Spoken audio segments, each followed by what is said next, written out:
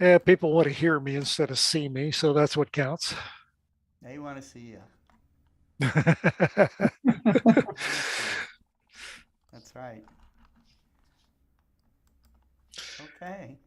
So we are running live right now. Your microphones are hot, and and we'll kind of get started here. there. Oh my gosh, I see it. That is amazing. Whoa, that is so cool. Hey everyone, Scott Roberts here from Explore Scientific and the Explore Alliance. Tonight is the 115th Global Star Party with the special theme of attraction. Of course, attraction in the way that a lot of astronomers might think of it has to do with how gravity attracts one thing or another. Our Milky Way galaxy is going towards what's called the Great Attractor at over 1 million miles per hour.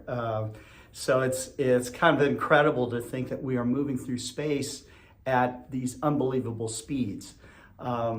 We have a great lineup of speakers, including Maxi Falieres, who will co-host our program today. He will come on first and introduce David Levy, who will come on and say some words of wisdom and recite some poetry or make a quotation.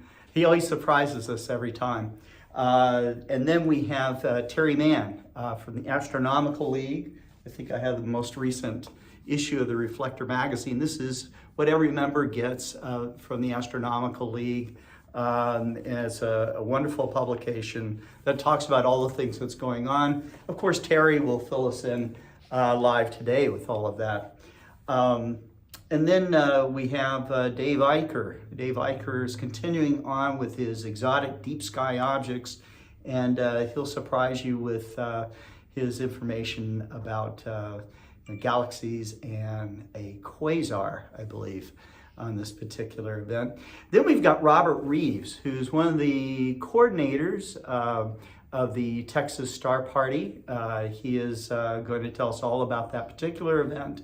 I've been several times. It is a really great deep sky, dark sky place to go to out there in West Texas. JPL scientist Steve Edberg will be with us to talk about the era of planetary defense, something that we kind of touched on the 114th Global Star Party. And then we'll have a break, our normal 10-minute break with Dr. Daniel Barth, who will be talking about his latest project. Deepti Gautam from Nepal, she does astronomy outreach there. She's been doing this through high school. I imagine she'll carry on into her adult life. She is going to share with us live from Nepal, and she's always got, she usually follows the themes of Global Star Parties, and sometimes tells some poetry, which is kind of cool. Dr. Marcelo Souza from Brazil will be with us. Cesar Brollo from Argentina will be with us. Adrian Bradley, with his nightscapes, and John Schwartz, who's an astronomer, very enthusiastic astronomer and artist. So he'll be with us as well. So it's all coming up now.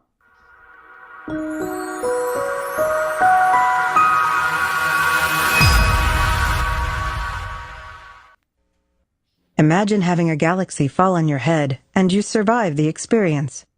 NASA astronomers say that's exactly what's going to happen to our Milky Way galaxy approximately 4 billion years from now.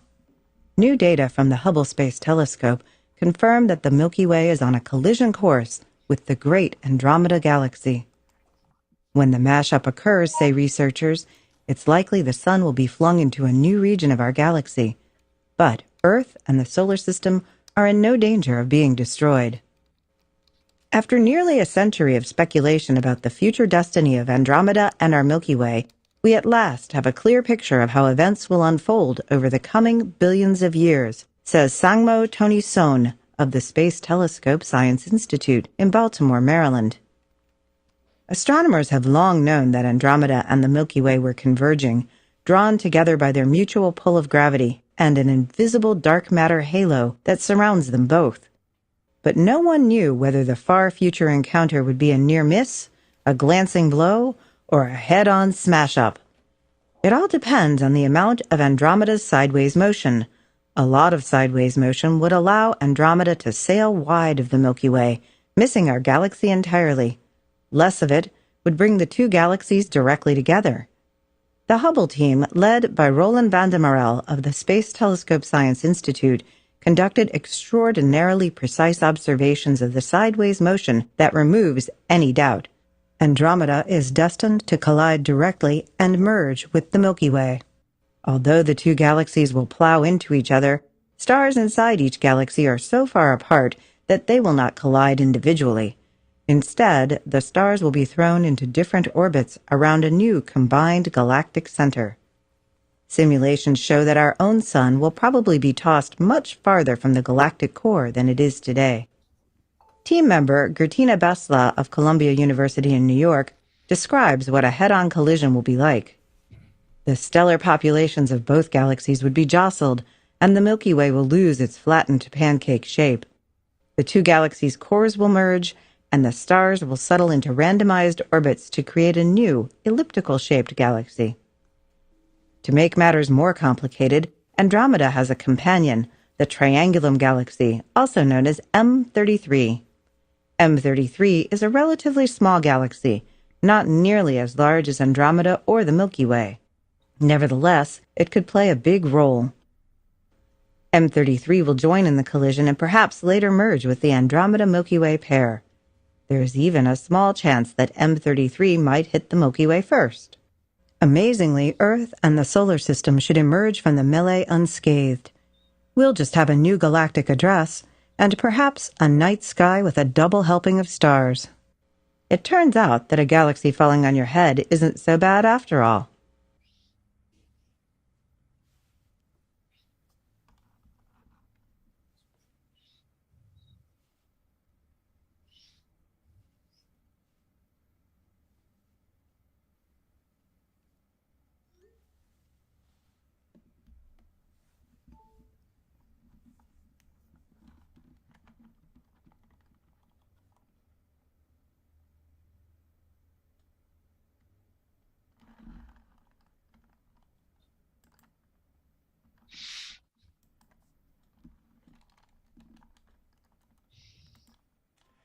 Well, hello everyone. This is Scott Roberts from Explore Scientific, and I'm here to introduce Maxi Falieres, who will be being our co-host today.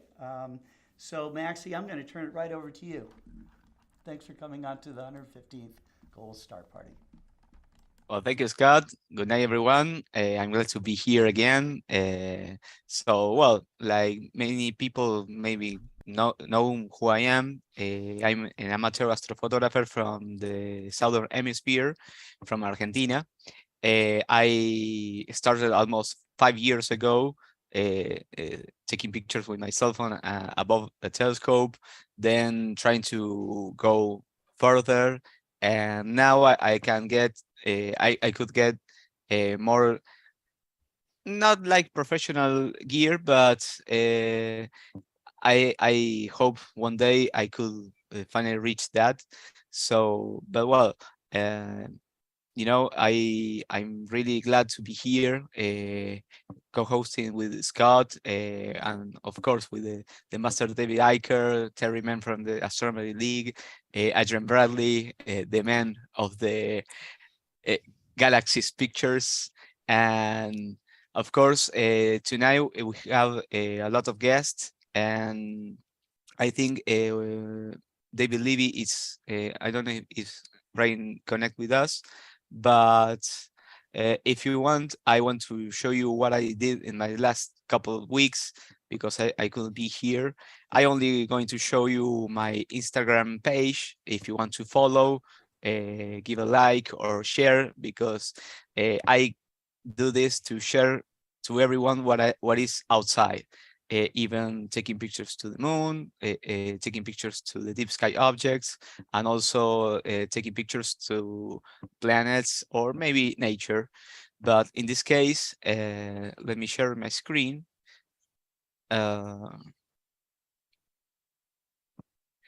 Okay, do you see it? Yes. Okay, well, this is my Instagram page. It calls Astromax OK. I created a couple months ago, and this is my latest work that I've been doing this couple weeks.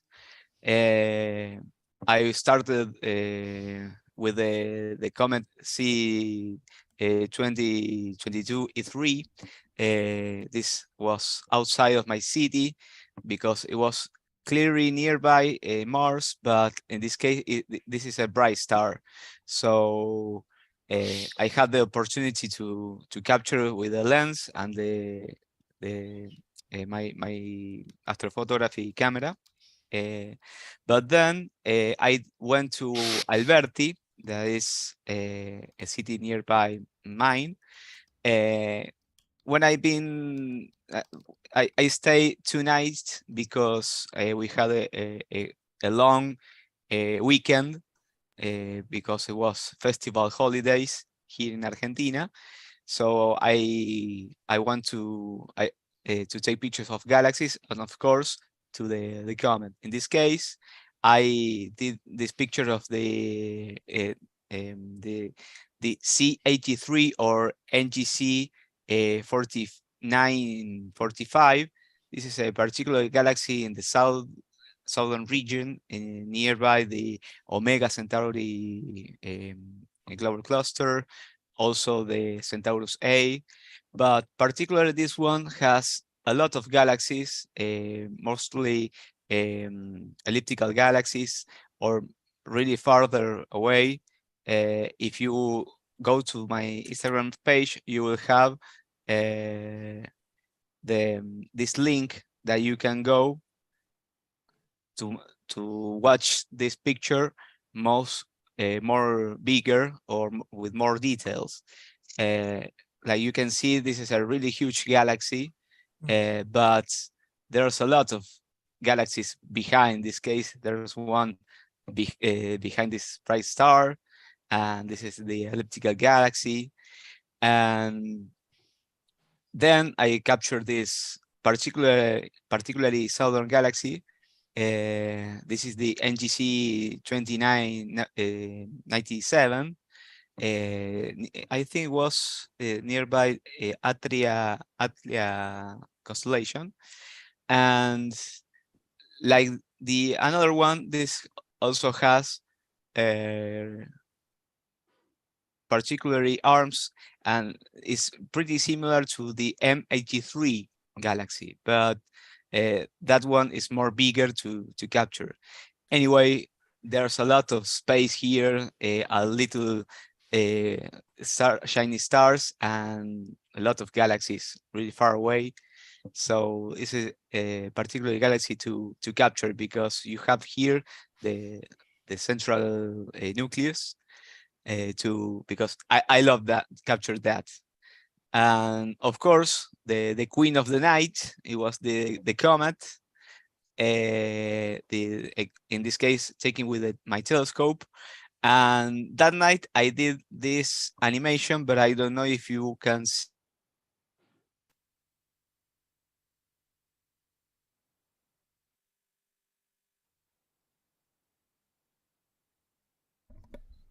It looks like we have Yeah, technical difficulties, Scott. technical difficulty.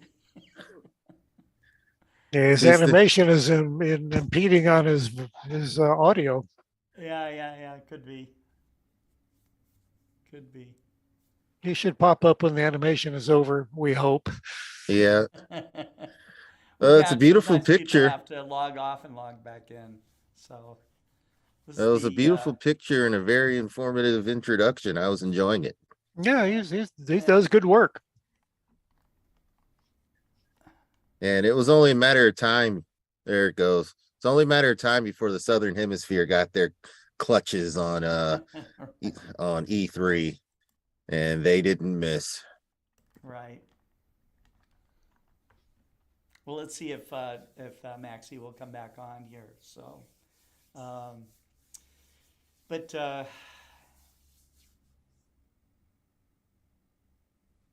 well, maybe not. Blame it on sunspots. Gamma ray bursters, GRBs. Yep. That's right. Well,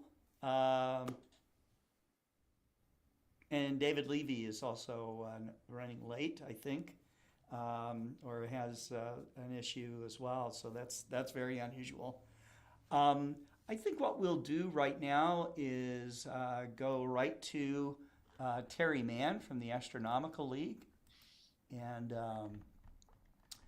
I think that we're kind of switching gears a little bit. We have been running door prizes through the Astronomical League, and we really want to thank them for doing that for well over a year. It was really great. They came up with questions and answers each time, but now we're going to be focusing more on the facets of what the Astronomical League is. And without further ado, I'll bring Terry Mann, who is a two-term president, former president, and currently the secretary of the Astronomical League. Well, thank you, Scott. Thank you, Scott. I appreciate that. It's good to be here. I've been kind of AOL for a while. So let me go ahead and share my screen. And we'll start. What we had discussed is a lot of people right now, one of the things the league is working on is we have our deadline for all of our Astronomical League awards coming up. So what I'd like to do tonight is go over just a few of the awards that will be presented this year at ALCON. And I had someone again ask me, okay, why do you call the Astronomical League conference ALCON? And it's because the AL and then conference. So it's Astronomical League Conference, but short, ALCON. So one of our first awards, and Scott, you might want to jump in on any of these anywhere along the way, because I put the three that you sponsor right up front. Oh, well, that's very kind of you. Well, that you guys have so many other awards, So yeah, but these are big awards. The Peltier Award is actually named after Leslie Peltier, which lived in Delphus, Ohio, which I was very fortunate to go up with one of our club members that knew Peltier's family. Mm-hmm. And the Miami Valley Astronomical Society actually has Leslie Peltier's merry-go-round, not the actual merry-go-round, because that has pretty much disintegrated. So the merry-go-round was a telescope, right? Or an observer? It was actually a building with a steering wheel and a seat, and the whole building would rotate around with the telescope. It is an incredible thing to see. And the club has, redone it, rebuilt it, but it is the original idea. The original one came from Leslie Peltier's place. I went up there with him, and just to get into his old observatory was amazing. So, that's one of the guys from Ohio. And this award is named after him. And Harlow Shapley, which was one of the league's founders, referred to Peltier as the world's greatest non-professional astronomer. So every year, most every year, we present the Leslie Peltier Award to an astronomer who has contributed to astronomical observations of lasting effect. So Leslie Peltier's award will be presented in, Baton Rouge. Have to stop and think where we're going to be this year, in Baton Rouge. And Explore Scientific does sponsor this award. So again, Scott, thank you. And you will notice most of our awards I'm going to talk about tonight the deadline is the end of this month on March 31st. And if you're interested, what I will give you is a very brief idea of what the award is. Check our website. And I will be the first to tell you we're in the process of redesigning the website. Some of our material might not be up to date. but who to contact will be up to date. Or you can contact me at secretary@astroleague.org. If you can't reach anybody else, you'll be able to reach me. And this is just an idea of the winners that we have seen over the years. And so many of us will recognize so many of these people.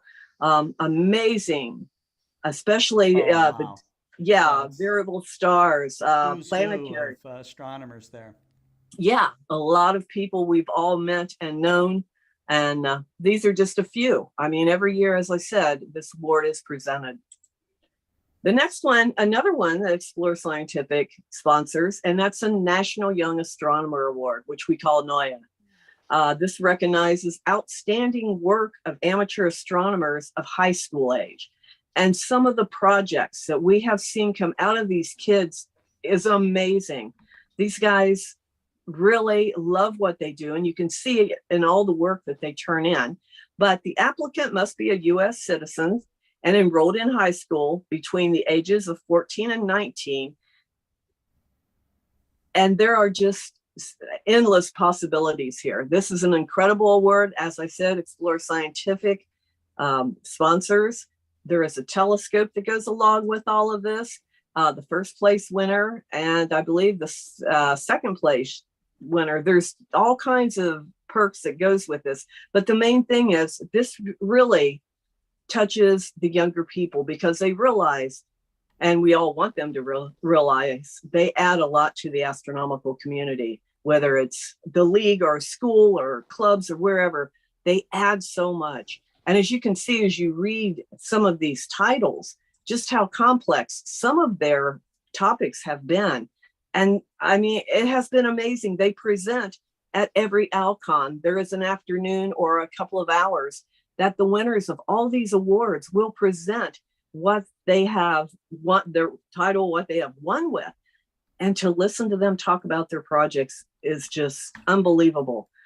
They are really people that are so interested and so wrapped up in what they are studying that they've taught us all something, every one of us. So this is an amazing award, the National Young Astronomer. And that also, the deadline is also March 31st. Now, there'll be another GSP. There'll be 2 more this month. And we have 2 other people that will be on. If any of these deadlines are extended, I will make sure that they bring it up at one of the next GSPs. The Wilhelmina Fleming Imaging Award.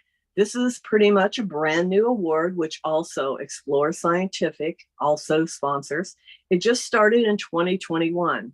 And what we all wanted to do was recognize the women that are astrophotographers. And so this is a Woman's Astrophotography Award.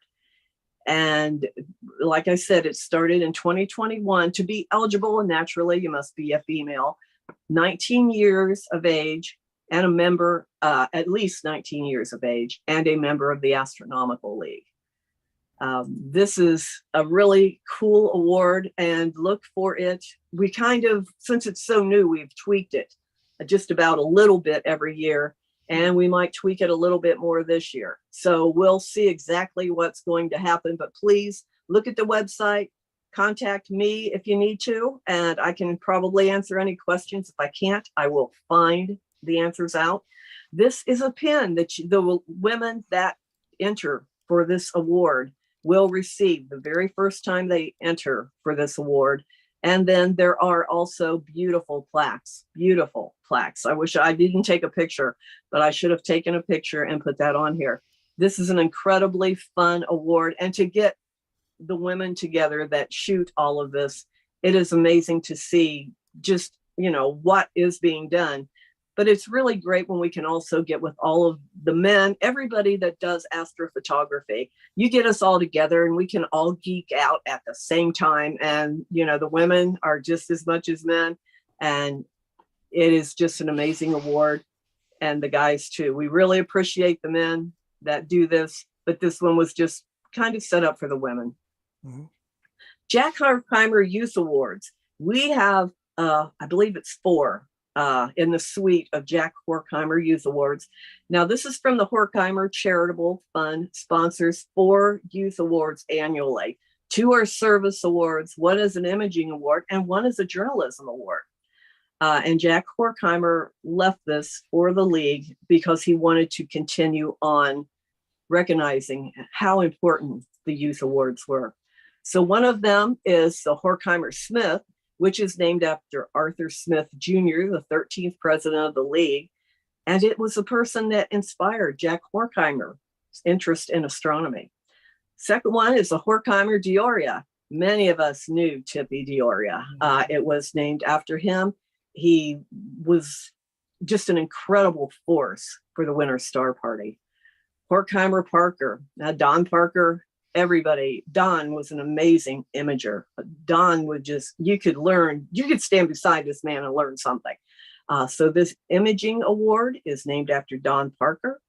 And the O'Meara, this is a journalism award. And this award was named after Donna O'Meara.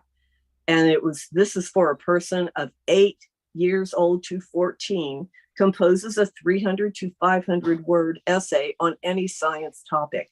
And that is how they enter for that award. And again, please check the website. There is so much more information about every award that I am speaking about. Mabel Stearns, this is a newsletter award. Mabel Stearns was named after the lady that did our first newsletter for the Astronomical League. And as you can see, some of the winners here from the Mabel Stearns Award. And that one is awarded every year too. There are some amazing newsletters out there. The Astronomical League Website Award. Boy, we have seen some incredible websites. I think when people were off for COVID, everybody started tweaking websites. We have seen some incredible stuff. And this award is also presented every year. Just to see, and it's nice to look at these websites and talk to these people and see, maybe how they were thinking or how they wanted that website to look and how they did that. And just how much traffic. It is amazing when you see the numbers for some of these websites. So I am going to talk briefly about ALCON. We will be in Baton Rouge, Louisiana this year, July 26th to July 29th. Everybody will be leaving on Sunday. Saturday night is our banquet when all of these awards are presented. This is a hotel. We will be at Baton Rouge, the Hilton Baton Rouge at Capitol Center Hotel. This is where we will be at. We're looking for the website to go online at the end of this month. And there will be a few extra days before and a few extra days after if you want to stay in that area. Keynote speakers. Well, look at the first name on there, Dave Eicher. Dave will be joining us. We all look forward to having Dave there. It'll be great to see you in person again. Fred Espinac will be there, Mr. Eclipse. David Levy will also be there, and there will be more announced on the website. So we have amazing speakers coming in. There will be field trips to the Irene Pennington Planetarium, LIGO. This is going to be very limited. LIGO will only allow 1 tour for this group, and it will be limited. So if you have any interest in LIGO, as soon as you register for the conference, go immediately and register for LIGO. They're going to the Louisiana State University Physics and Astronomy Department and the Highland Road Park Observatory. And don't be surprised if there isn't some more thrown in there. So with that, I am going to say join us for ALCON, definitely, but also join us for Astronomical League Live, which will be on April 28th. And we're going to have Michael Bakich. I was so impressed with his talk at ALCON last year and just listening to his views on the eclipse for 2024. And he also mentioned the annular on 2023. I thought, wow, people would love to hear this talk. So Michael Bakich will be joining us for AL Live, April 28th at 7 p.m. EDT right here, along with Carol Ord, Scott Roberts, David Levy. We'll all be here, and please join us. I guarantee you this will be an interesting talk about the 2024 eclipse. So Scott, that wraps it up for me. Okay, that sounds good. I think Thank you. that Maxi was able to come back. So Maxi, we're going to come back to you. Yeah, I had my Wi-Fi connector goes crazy, so. Yeah, mine too. Mine too. Well, continuing to the schedule, or of course, Terry Mann was amazing awards that you're going to present, and I'm glad I'm really glad that you are making this to encourage to other people that come to astronomy and know what it is and share it with everyone. So from here I applaud you. That's right. So our next guest is our kind of friend of the group here of the GSP, David Eicher, the editor-in-chief of the Astronomy magazine. So, well, David, I'm glad you're back, so it's all yours. Thank you very much, Maxi. It's nice to be here with you. And I will see if I can share my screen and see if I can share the right thing on my screen and see if I can start a slideshow. And I'm going to talk about another strange object. And if you can you see a merging pair of quasar black holes? Yes. Don't pay any attention to that. That's not it. Forget about that. Oh.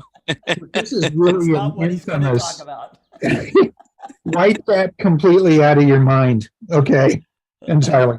But this is tonight I'm sort of jumping around the northern sky, and in 5 or 10 years, if Scott lets me hang around, we'll get down to the southern hemisphere at this rate. But I thought I would talk tonight about a famous and infamous object that played a big part in astronomy and astrophysics beyond its actual importance, if you will, in the 1970s and 80s, really, in a big drama that went on for many years. So tonight we will talk about the infamous redshift controversy that began in 1971 with a very famous astronomer, Halton Chip Arp, who was very famous before this point in time for his Atlas of Peculiar Galaxies, which is still the definitive atlas on peculiar and interacting galaxies. But he really singled out and focused for many years with his collaborators on a galaxy quasar pair in Draco, which I'll describe, that essentially ruined his career, among other things. So it's an interesting story. It's a shame because he was a very nice guy. Robert Reeves is here. He's going to talk about the Texas Star Party, I think, a little later. And I can remember vividly in the early 1980s, Chip Arp being at the Texas Star Party talking about galaxies, and including this. And so he said, here we have a galaxy quasar pair connected by a light bridge between the two objects that overturns the reliability of redshift as a distance indicator. That was a very bold statement, because going back to the olden days, the days of Edwin Hubble and V.M. Slipher, even redshift was deemed a very accurate indicator of an object's distance. So what we have here, you might note this because it's pretty cool, and even without the drama that was associated with this object for many, many years, this is one, if you have a moderate to sort of large backyard scope, this is a really easy place to see a quasar, because it's very close to the center of this galaxy here. NGC 4319 in Draco. It's a face-on barred spiral. It's about 77 million light years away. It's about 13th magnitude and fairly small, but it is bright enough to observe in amateur telescopes and certainly to photograph. Here, as a hint to the photographers, is another really hot object that very few people photograph. Got it. Did you hear that, Maxi? Okay. Yeah, I'm searching it. Okay. All right. So what we have very close to NGC 4319 that was made very famous by Chip Arp and others is a quasar called Markarian 205. And Arp and his collaborators, the main one of whom after several years was a University of Alabama a professor of astronomy called Jack Salentik, who's a very nice guy. Jack is still around. He's an emeritus professor now. We lost Chip a few years ago, and they swore with the imaging techniques and the telescopes they had at the time, and mind you, ARP at this time for years was a staff member at Palomar Mountain Observatory. So they were photographing this galaxy quasar pair with the 5-meter Hale telescope, among other telescopes. And they were very convinced in a number of very important papers that stirred up enormous controversy that they could detect a light bridge between the quasar, physically connecting the quasar and the galaxy's arms, which would overturn redshift as a distance indicator. That would have been big trouble. So just to jump ahead and cheat a little bit here, now we know that the quasar is about 1 billion light years away. It's not connected to NGC 4319. And it's a little brighter than 15th magnitude. The quasar, it's of course essentially stellar. And it's named, it was the 205th object in the catalog of high energy objects that was compiled by Benjamin Markarian, Scott, an Armenian, famous Armenian astrophysicist. So the quasar, we now know, just to ruin the story, is 14 times more distant than the galaxy. But this was a huge object of conjecture and argument for many years, from 1971 up until the mid to late 1980s. So beginning in 1971, ARP really argued that they were physically connected, these objects, and therefore redshifts and radial velocities and other things were totally unreliable, and you guys don't understand how physics works and all this kind of fun.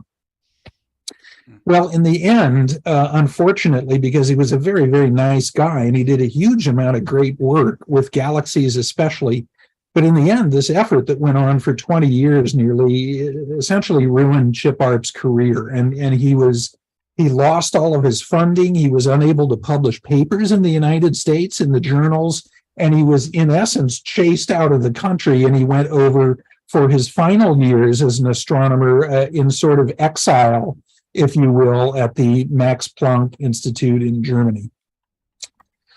So this is a reference to his first infamous paper here, if you want to look it up, a connection between the spiral galaxy in 4319 and the quasar Markarian 205. This is from 1971, APJ letters. And then there's a very famous, that added at a critical time in the early 1980s, a lot of emphasis, a lot of firepower to the argument by Jack Salentik. It's a confirmation of the luminous bridge between the two, which of course turned out not to be the case from APJ in 1983. Here's Chip ARP, who we lost in 2013. He was just one of the most fun people to talk to in the world of astronomy. Great guy.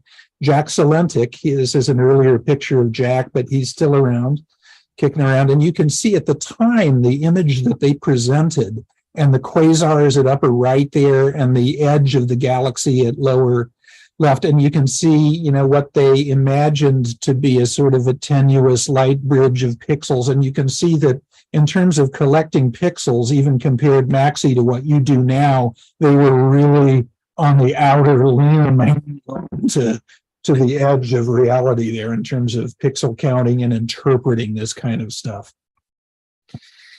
This, again, I'm not a representative of Ron Stoyan or of Germany in any way, but this is a great compact star atlas. And again, you can see in the center there, 4319 and Markarian 205 marked. And in the image that follows this, you'll see a couple of other galaxies, 4291 and 4386 in the field here, and some bright stars sparsely distributed in Draco. This is sort of a decent approximation of what you would see in a large backyard telescope of these objects. The other two galaxies are on the perimeter here. 4319 is in the center there. You can see it's a nice barred spiral, and the quasar, sorry, this is how it came on the Sky Live. There's no green ellipse involved there with the galaxy, believe it or not. But the quasar is the star-like object just below the nucleus, the hub of the galaxy there, within the green ellipse. Here is, after all of the hubbub and the resolution of this argument that went on for so long, this is an HST image of the pair here, and you can imagine between the quasar and the galaxy there, some bit of pixelation there, of extremely faint pixels, even with the Hubble Space Telescope, but it is not a physical connection, of course, as was argued about for so long. This is an enlargement here of the quasar and the edge of 4319, and you can see what all the excitement was about with some, even with the Hubble Space Telescope, a very small number of enhanced pixels there, which really is just gas involved with the galaxy in the foreground. There's an annotated version of, showing kind of major features, if you will, from the HST image that was taken in the early to mid 90s. And that's it. I mean, that is one of the most controversial objects in the sky, certainly as extragalactic objects go. So look up NGC 4319 and Draco. You can image it without too much trouble. The kind of stuff, Maxi, you're doing now, with the Pencil Nebula, this is brighter than that. So these are targets that you can really go after now. And if you have a, 12 or 16 or 20 inch scope, you can see this pair really nicely visually as well. So again, this is our 50th anniversary year of the magazine, of Astronomy magazine, and we will be having we're working on it now, an August issue that's an oversized anniversary issue with all kinds of special fun features. And I will mention for the second time tonight, if I may, Michael Bakich, with whom I wrote a recent book on a child's introduction to space exploration, hoping to get more kids excited about the universe and about the coming era of space. So Maxi and Scott, that is all I have for tonight. I really encourage you to go out and take a look or image NGC 4319 and its attendant quasar. No joke intended, because that is really one of the incredibly outsized, very, very famous objects in the sky for being an ordinary barred spiral faint galaxy. So put that one on your list, I would say. Yeah, when I get someday to the north hemisphere, I will try to capture. But Yes. here it's really low. I watch it right now in the Sky Portal app, and no, it's impossible for now. Not good from Argentina. No. I've said many times, Bart Bach used to say the good stuff's all in the southern hemisphere. That may largely be true, but then again, there is a little bit of the fun. Yeah, I say that both skies have what they own. All they have the best. You have M81. You have Andromeda Galaxy really up of your head. Here I have only 4 hours pointing to the north, but you have very interesting objects that I like to picture it. But also you have another constellation that when I hope one day go to the north, and when I watch the star sky and see the stars, it would be blow mind, because there's no Southern Cross, or no way. What is the Capella star? What is the, I don't know, but another objects from here, or the Great Magellanic Cloud or something like that. And of course, the perspective of where I've been will change. So now that will be great someday that we go. Maxi, we'll have to agree to exchange and travel back and forth a little bit, because for us Northerners, the Magellanic Clouds and the Carina Nebula and the dozens of bright clusters and nebulae that would be Messier objects if they were farther, if they were visible from Paris. Yeah. Are green for us northerners to go down and see. So we'll do a little bit of an exchange every once in a while and get to see it all, I hope.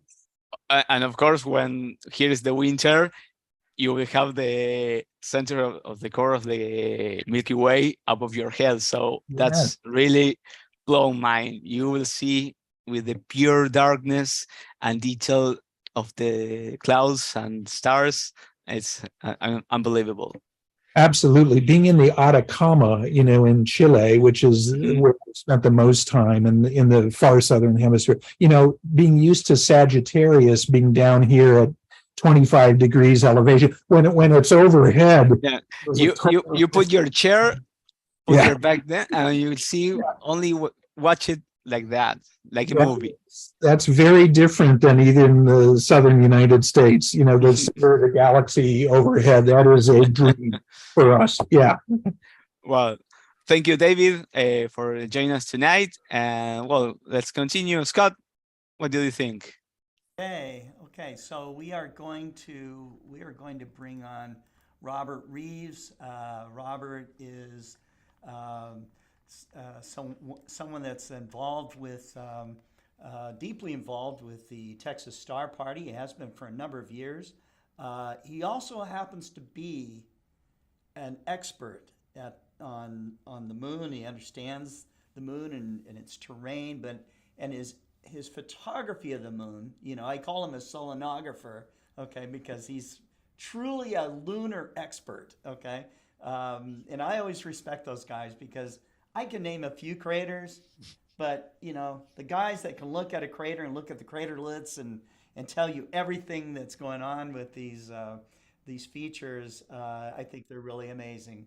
So, Robert, let's have you come on, and thanks for joining us on the Global Star Party and telling us what's going on with the Texas Star Party. Well, pleasure to be here. You described me as a selenologist, and it's all a matter of where your interest lies. I mean, I've been a deep sky astrophotographer for years. I mean, I've written 3 books about astrophotography, and right now, a majority of my celestial photography is done with a Celestron 14 hyperstar, but I am in awe of the people who can rattle off these NGC numbers like they were their child's names and know what these galaxies and these things are.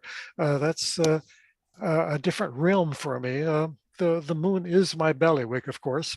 It's my playground, and I invite people to come out and play with me. But nonetheless, we all have our little niche. And although I enjoy deep sky astrophotography, I do consider myself to be more of a lunar expert.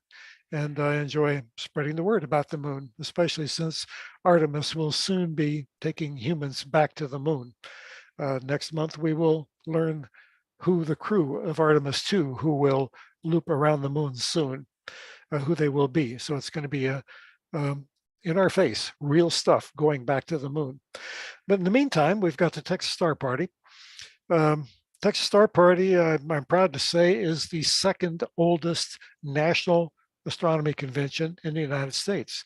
With the demise a couple of years ago of the Riverside Star Party, Riverside Telescope Makers Conference, that elevated Texas Star Party up to the oldest one after Stellafane. And of course, Stellafane has been around since World War II, so we're never going to catch up to them. But nonetheless, we are proud that Texas Star Party was established in 1978 by Debbie Bird, who was then with the University of Texas. You may recognize the name as the young lady who produced the Stardate program early on and the Stardate magazine that University of Texas put out. She's since then left UT and gone on and established her own niche with the Earth and Sky webcasts, podcasts, and so forth. But Debbie created the Texas Star Party back in 1978, and it was initially held at the Davis Mountain State Park. And I had the pleasure of attending the very first one. And it was quite an adventure. There was about 200 people there. and it went on there at the state park for 3 years, and it outgrew the state park. And not Dave Eicher, sorry, uh, Dave, oh Lordy, Levy? no, not Levy, Clark, Dave Clark. Oh, right. Yeah, okay, get in gear here, Dave Clark, and I remembered the name when I was thinking about this earlier. This is embarrassing, but he's still with the Texas Star Party. But anyway, Dave Clark and this other fellow from up in the Dallas-Fort Worth area, whose name I will remember the moment we go off the air, established the Texas Star Party at the Prude Ranch in Fort Davis, Texas, in 1982. And I had the pleasure of being there for that one too. I've actually only missed 2 Texas Star Parties in all of its existence, but I've seen it grow. I've seen it become what it is. I've seen it balloon up huge. I've seen it shrink when economics prevent people from traveling, when COVID shut it down. I've seen it revive, and now it's returning to its former glory. For the past couple of years, I've been the evening speaker coordinator. I also run the astrophotography contest there. I do the group picture. And lately I've been trying to shepherd vendors back to the Texas Star Party. But, yeah. Oops, we don't need my phone ringing here. Trying to get vendors to return to the Texas Star Party, but it's been a tough sled because of the economy, and we're getting them back slowly, but not at the pace that I had hoped post-COVID. But I am very pleased that they are generous with their door prize donations. Last year was the first year we had more door prizes than we had door prize tickets to draw. That really caught me by surprise. So I'm really proud of the progress that we've made in some areas. Dave Eicher was mentioning we had Chip Arp as one of our keynote speakers one year. We've actually had him twice. And I found out the hard way, Chip Arp is a very discriminating wine aficionado. And I made the mistake of offering him white wine that I made myself. And he's a red wine connoisseur, and he politely made it clear to me that he didn't want to have anything to do with white wine. But nonetheless, he was a very nice fellow, and he was extremely well received by the Texas Star Party. I think it really heartened him to see a receptive audience who listened to his arguments without condemning them. And I think the Texas Star Party kind of brightened his day by actually listening to him. He made convincing arguments, which some have been proven wrong, of course, but we did appreciate the passion the man had. We appreciate the fact that he drew interest to this field and created this controversy so people would look deeper and solve these mysteries. So we've had a long history of outstanding guest speakers. Bart Bach was one of our very first speakers. We've had amazing astrophotographers like Jack Newton and Babak Trefeshi, who made his mark in the world at night. Excellent photographer, National Geographic, nature photographer, just all kinds of across the spectrum of amazing speakers. I'm very proud that this year at the Texas Star Party, we'll have Alan Stern as our Friday night keynote speaker, talking about New Horizons, of course. We've also got Scott Bolton, the principal investigator of the Juno mission, which is still active around Jupiter, discussing the latest from Jupiter. And of course, we've got these oncoming eclipses that are going to, where my moon is going to blot out the sun. These are coming up. So we've got Angela Speck with the University of Texas, a very passionate eclipse outreach person, is going to be speaking about eclipses as well. So a very fine lineup of speakers this year. And of course, the Texas Star Party is noted for being literally one mountaintop over from McDonald Observatory, which is located in the heart of West Texas in the middle of a 5-county area where light pollution rules are very strict. We are protecting the observatory. So the Texas Star Party benefits from that. We have very dark skies. The Prude Ranch can support hundreds of people. We've had as many in the late 1990s as almost 700 out there. In more recent years, it's settled down closer into the 400s. But nonetheless, it's the only facility out in West Texas that can accommodate this many people, house them, feed them. The city of Fort Davis is very welcoming. We pretty much fill up every motel room in the county. The Prude Ranch as well. So it's not just a gathering of astronomers there in one spot. It's kind of spread out around the county, and it's an extraordinary experience. If you've been a city dweller for many, many years, it's kind of a culture shock to go out to West Texas and enjoy the wide open skies, the amazing topography out there. It's not just flat desert. It's a mountainous terrain. It's a volcanic mountainous terrain. But at the same time, Fort Davis is centered where there's abundant springs. So there's enormous amounts of wildlife out there. Fort Davis, even though it's in the middle of wild West Texas, is one of the birding capitals of the world. Bird lovers as well as astronomers gather there in droves. Hummingbirds like you wouldn't believe. More species of wild birds than you can count. Birding is as much part of that area as astronomy is. Of course, the main attraction for us is the dark skies. The Texas Star Party is arranged on the Prude Ranch so that we have 3 massive observing fields. The lower field out closer to the road is where a lot of RVs park. The middle field, more or less in front of where all the housing is popular with kind of a specific group. They gather there every year. I mean, it's the camaraderie of it all. They know each other. They come back, they're friends. The north field, the upper field, we call it, is basically a soccer field.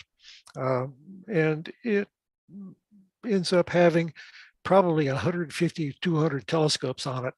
It's the densest, most aggregate conglomeration of telescopes I've ever seen in my world, in the world. And we lay out a power grid so that everybody has electricity, of course. We have to regulate how the electricity is used. I mean, you can't have a refrigerator or an air conditioner up there, but the power is there to run a telescope.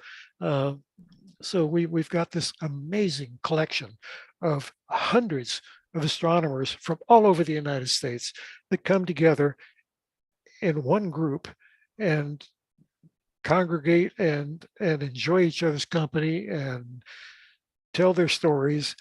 We have afternoon talks where on certain days of the week where one time it'll be an astrophotography theme, the other time it'll be an observing theme, telescope making theme, whatever.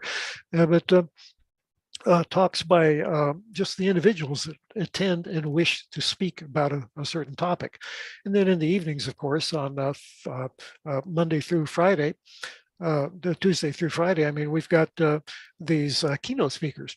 And, you know, when you get up into the Alan Stern category, we've got a pretty heavy speaker roster. You're going to be hard pressed to get some better speakers than what we get at the Texas Star Party. I'm really proud of the folks that we can get and who do travel enormous distances to tell us their stories and explain their research.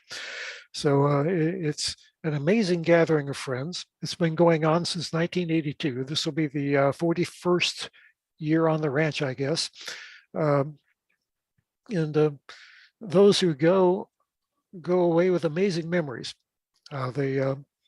It's an experience they remember for life, and many come back. Many come back again and again every year.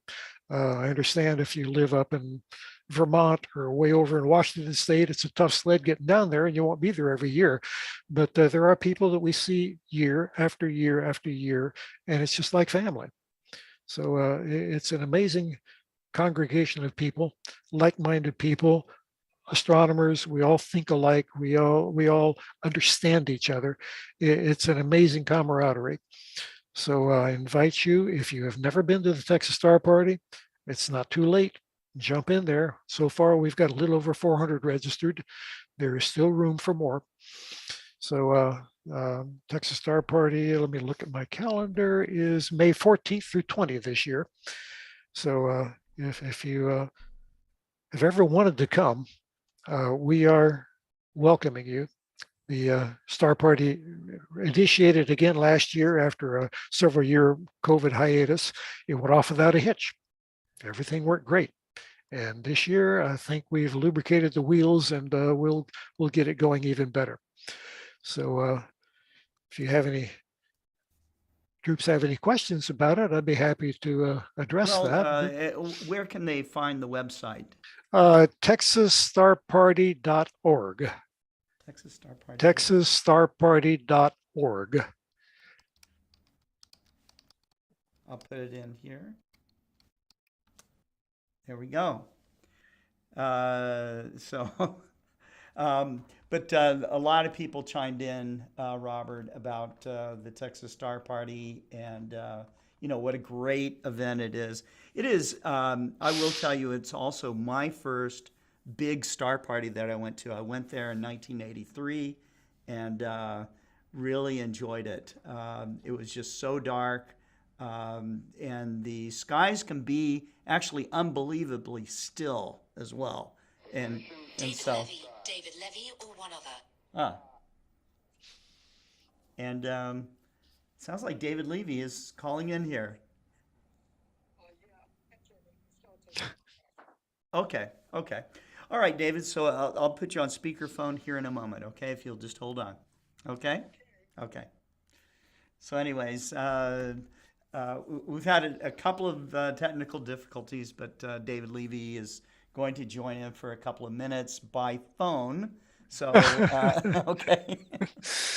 So hopefully my microphone is holding out. I've also had a little bit of technical difficulties with my microphone. So I don't know if those of you in the audience are hearing me okay, but oh, you're doing good. It's okay. All right. Yep.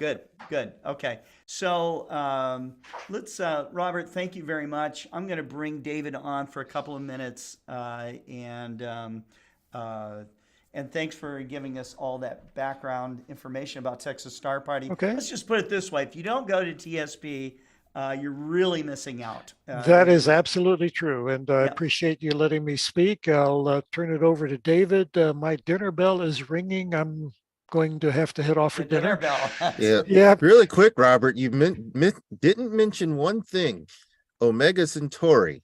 Oh, absolutely. During the time that Texas Star Party, and it's one of the reasons I want to try and come out. There are some of your Southern Hemisphere gems, Maxi, that you can see from the location of Texas Star Party. Absolutely, Texas Star Party is noted for the Omega Centauri cluster drifting across the southern horizon early in the evening, and indeed, one of our awards that we give to special astronomers is called the Omega Centauri Award, because we do have excellent views of that target from the Texas Star Party. Nice. Even if you have a big telescope to watch it, I can't even imagine how even it's below, a little below or above a little of the horizon, you can still see all that little shiny stars in that field of view. Oh, it's just amazing for the Texas Star Party. It's amazing. Mm-hmm. So thank you very much for letting me be on, Scott. It's been fun. Thank you very much. Okay. All right. Thank you We're for gonna coming, bring Robert. on Alrighty. Maxi. You can introduce David Levy. He's joining us by phone. Well, okay. Our next speaker by phone. Can you all hear me? Yes, we can hear you, David. How are you? Yes. It's Maxi. Great, thank you. I'm sorry I couldn't get in. It wouldn't take any of the passwords I offered. But here I am, keeping up my record of only missing one of all of the global star parties you've had. You're still here. You're Here still I am. here. My poem today is called, it's a rewrite of a poem that Sevilla Martin wrote in 1905 called My Eye is on the Sparrow. It's a religious poem. And in 2014, I rewrote it. And here's my version. It's called My Eye is on the Sky. Whenever I am tempted, whenever clouds arise, when songs give way to sighing, when hope within me dies, I draw closer to the sky. From care it sets me free. My eye is on the sky, and I know it watches me. My eye is on the sky, and I know it watches me. Thank you, and back to you, dear Scotty. Okay, thank you. Take care and be Thank safe, you. David.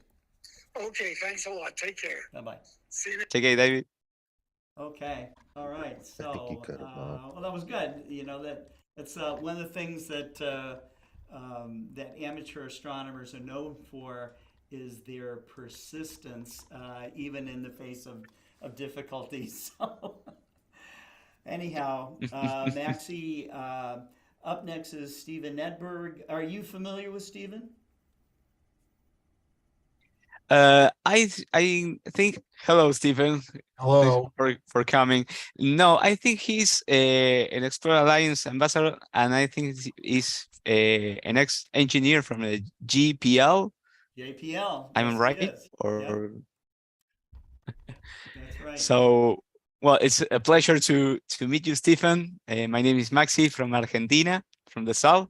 So tonight I'm co-hosting in this case with Scott, this GSP. So welcome, and it's all yours, Stephen. Well, thank you, Maxi, and nice to meet you. And I want to say I'm an astronomer. Oh, right. Look up the International Halley Watch Amateur Observation Network, and you might get acquainted with me that way. Okay. But I looking back recently, I realized I've been doing astronomy in some form for well over 50 years, and continue as both an amateur and a professional. And I'm back to mostly amateur. I have a copy of this International Halley Watch book from 1983. Yeah. I didn't even born. I'm from That's okay. 18 You can't help that. 18. Okay, well, I'm guessing David isn't listening. I actually have a quote from him in this little presentation I put together for you. Scott asked me to talk about the era of planetary protection. And you may have been noticing that I wasn't paying real strong attention to Robert while he was speaking, because I was involved with doing the final polishing. So I'm now ready. And what I'm going to do is share my screen with you and see what I can do to make this all work together. Okay, this is good so far. And I go to full screen, I hope. There we go. There you are. So, good, a little bit of my history. I am NASA JPL retired. I worked at JPL for almost 38 years on,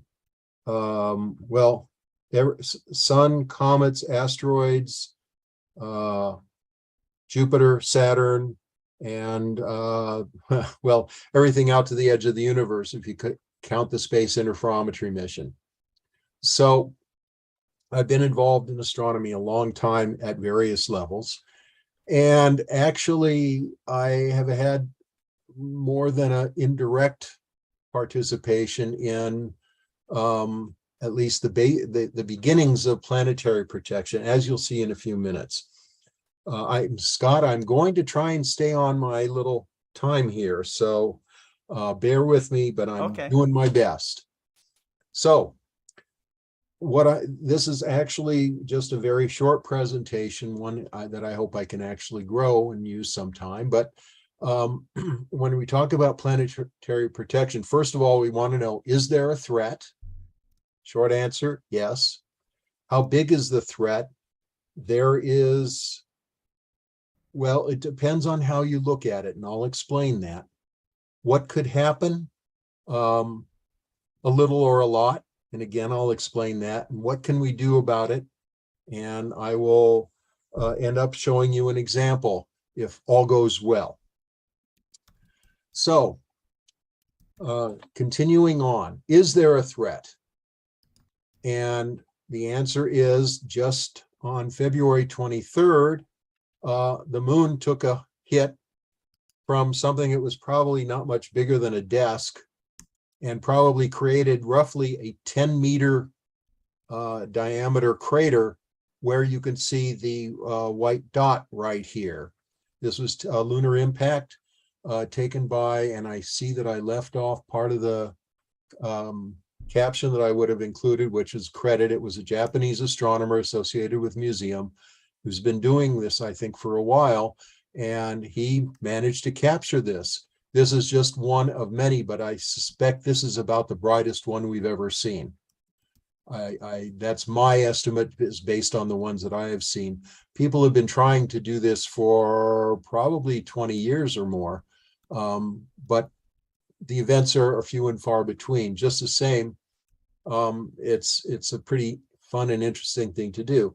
Then going back just a month earlier, asteroid 2023 BU, which is about the size of a box truck. If that doesn't mean anything to you, I'll say that it's the size of about 4 piled up Cadillacs or something like that. So a good size, 4 vehicles worth of material, probably rock, came by Earth. And this is one of the closest, short of colliding with Earth, this is one of the closest that we've ever seen come and go. I suspect that this would have been visible if there was enough notice to somebody down in southern Chile, and would have actually been able to see it in the night sky. Apparently, well, hard to estimate here, but it could have even appeared going backwards. There is going to be an event like this in August, no, I think it's spring, April of 2029, visible from Europe and Northern Africa in the evening sky, with the asteroid actually going retrograde in the sky and a naked eye object. Both of these are only potentially dangerous objects.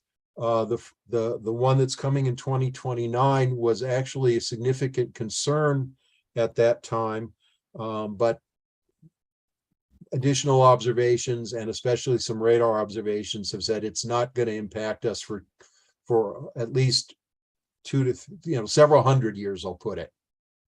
So there is a threat. We've had some recent examples as these, and there will be more. And this is the quote from David.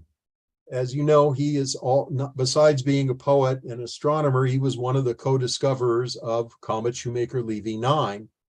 And David said that the impact with Jupiter shows us that the solar system is still under construction, that the planets are still being built in a certain sense by taking hits from the debris that comes from the asteroid belt or from the Kuiper belt, or potentially even something interstellar like Oumuamua. And so we have to recognize that there is a threat, and then ask, well, how big is the threat?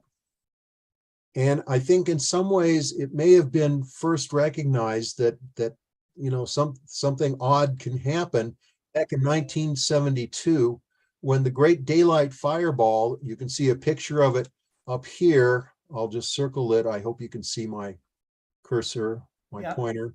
Was visible from Utah all the way up into mid-northern Canada. And it never touched the ground. Got in probably maybe 25 miles above the surface, but it didn't touch. This is over the Grand Tetons. And they're even, 8 millimeter or super 8 millimeter films, or a film of it. It's pretty fuzzy.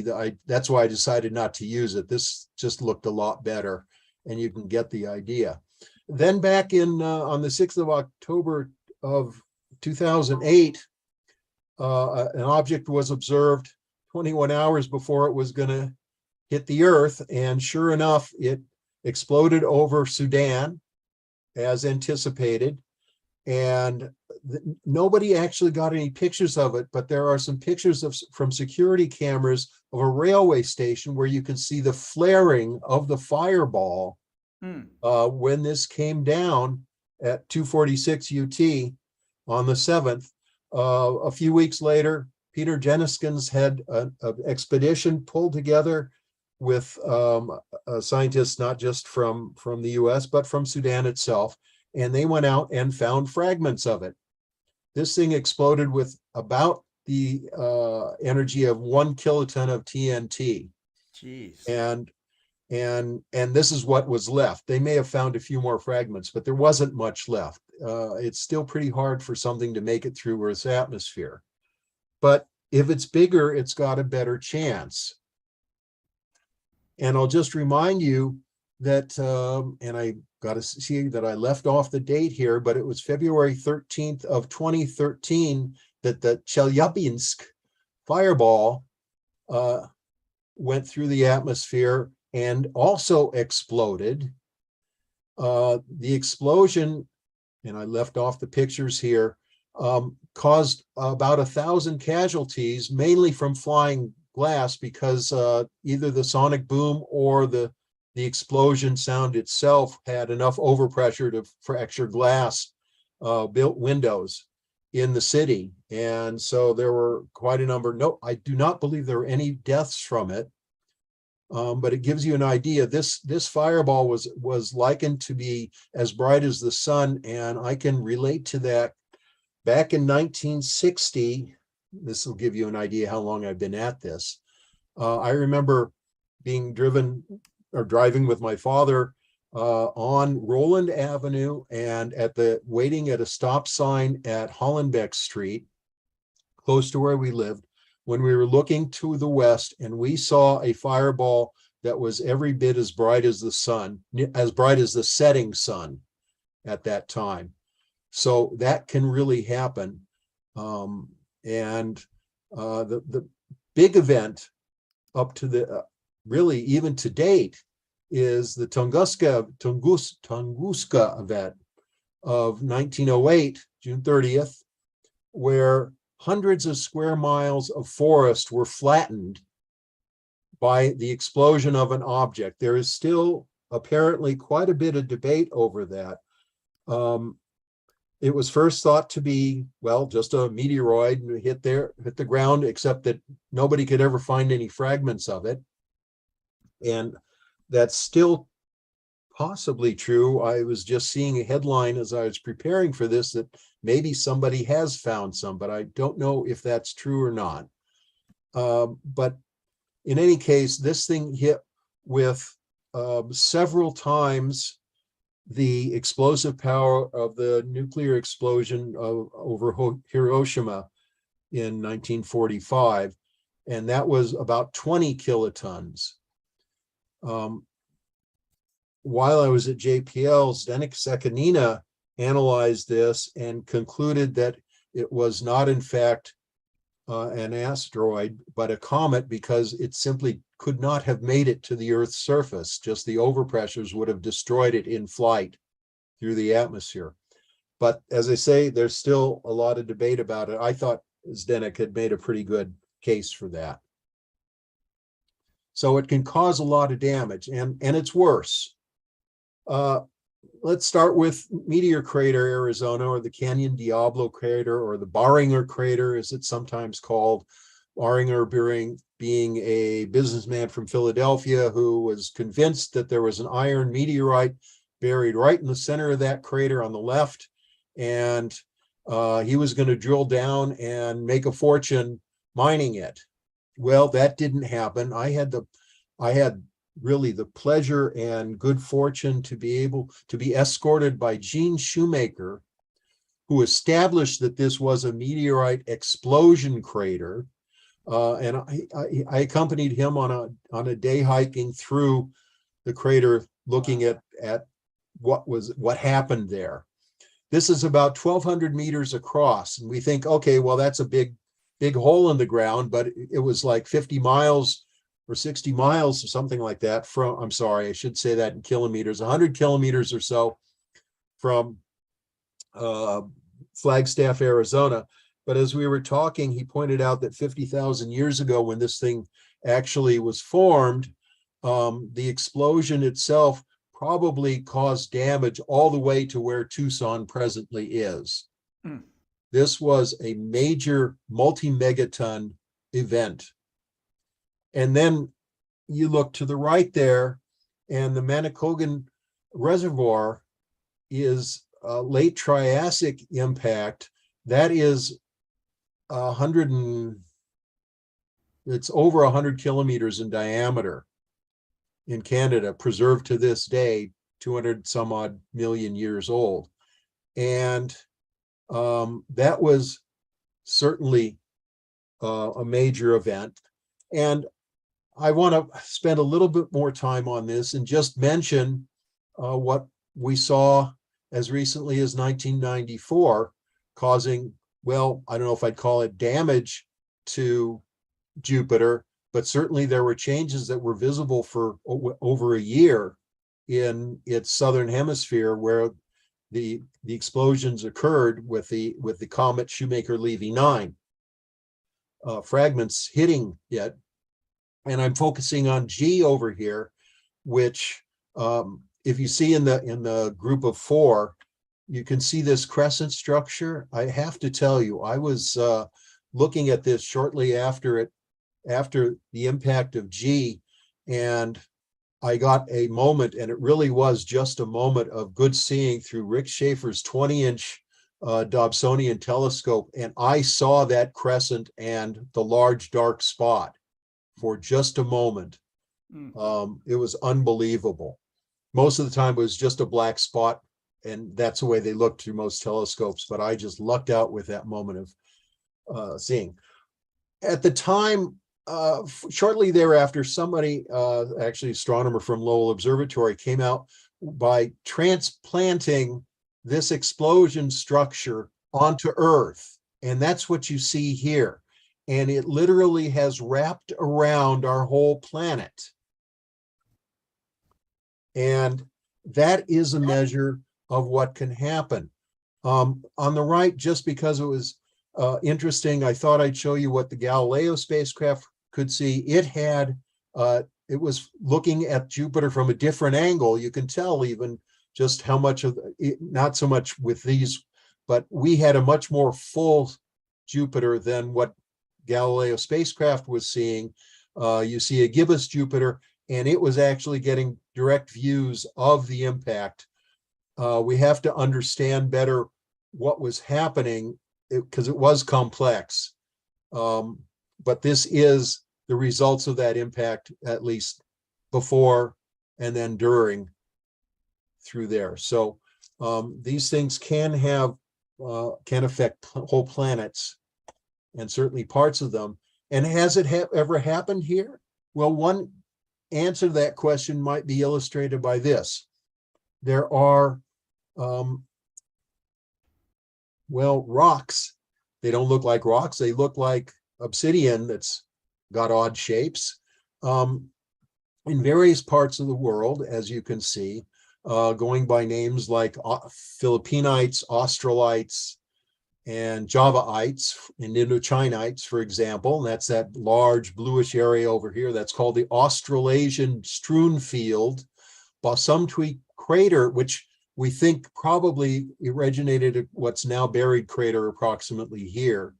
Basumtwi crater in the Ivory Coast, I think it has a new name now. And these tektites are probably all related. There are tektites that have been found in Texas and Georgia, and microtektites also found in this area. And it's believed maybe even one Martha's Vineyard tektite. And it may be a result of the Chesapeake Bay crater, 90 kilometers in diameter, and the Moldavites in Moldova, and possibly due to the Reeves crater here, or Rise crater. I don't know the correct pronunciation. In any case, or that is due to the Rise crater, and they have found microtektites in the waters off the coast here, or in, I guess it's on land there, somewhere in France, northern France. In any case, we do have events. These are the tektites themselves, whatever size they happen to be, are called a strewn field because they are material that has been melted by the explosion, explosive impact, and it's the explosion, and spread around. And of course, last and certainly not least, the conclusion you should have is run if you can. And we want to ask, what can we do about it? Well, first we have to find the threats. We know that they could be both asteroids and comets, some that are known, some that will be discovered, and surprises that only come in from the direction of the sun, and maybe we're not going to get any early warning at all. Well, we have been surveying the sky. We now think that we found about 90% of all the asteroids that are greater than, I think the answer is like 3 kilometers in size. And so that's a very good starting point. We're also planning on launching satellites that will be able to look not in the direction of the sun, but see something traversing the space between Earth and sun coming our way, so that we can get some warning that way too. So it seems that we may have in hand, at least, if not completely yet, ways to find them. What do we do when we do? Can we blow them up? Could we nudge it? Could we paint it? Could we slap it? Well, blow it up. Not such a good idea. And I don't have good images of this, but I'm going to lead you on a little mental, a Gedanken experiment, as Einstein would call it, a thought experiment. You know, if you fire a rifle, the bullet goes into the target and it's a single bullet, and that would be an oncoming comet or asteroid. Well, blow it up. What would happen? Well, the same thing that happens with a shotgun firing scatter shot. It scatters. Earth would still be in the range where it's possible that all the material could still fall on Earth, just not in one place. Could we nudge it? Well, yes. If we could attach ion engines or chemical engines or something. In fact, I remember back from the 1950s or 1960s where they actually built rocket engines to move a satellite or an asteroid or something out of the way. I'd love to find where that was, but I don't remember the title of the film. But that is a possibility, and possibly do it solar powered. Of course, if you're going to use the sun, why don't we just paint it? And I know that sounds silly, and quite how to do it is not entirely clear, because we have to be covering a large, well, not more than half probably of the asteroid, and it wouldn't probably work with a comet. But the idea is that if you paint one side so it reflects sunlight better, that will, as the spinning asteroid keeps presenting itself to the sun, that section, the sunlight literally bounces off. It becomes a solar sail and will nudge the asteroid that way, with no use of any propellant as such, except reflecting sunlight. We know that solar sails work. We have seen asteroids themselves change their orbits naturally because they have lighter and darker areas, simply due to the pressure of sunlight. So that's one. And the last option is to slap it. And that's something that was just demonstrated less than a year ago. And I will show you one example of what that looks like. But the other thing that you need to keep in mind is there's very little that we can do if there isn't much time. So finding out where these things are as much as we can, discovering things at great distances so we have time to use some technique to try and move it is going to be very important. And time means really on the order of years, because it's going to take that long for the orbit to change enough for a miss. A near miss is great. That's what we want. We want it to be like horseshoes without putting the horseshoe on the post. So what I'm going to show you is the success. I'm going to have to change my screen here and ask you to bear with me for a moment while I find what I'm looking for. And then I'm going to enlarge this and do a restart. There we go. Last year, the DART spacecraft. Sorry, we're still seeing the presentation because you're sharing that window. Okay. Thank you. No problem. See what I can do here. Okay, sorry. Move that to the side and get back. Try and get back to where I'm supposed to be.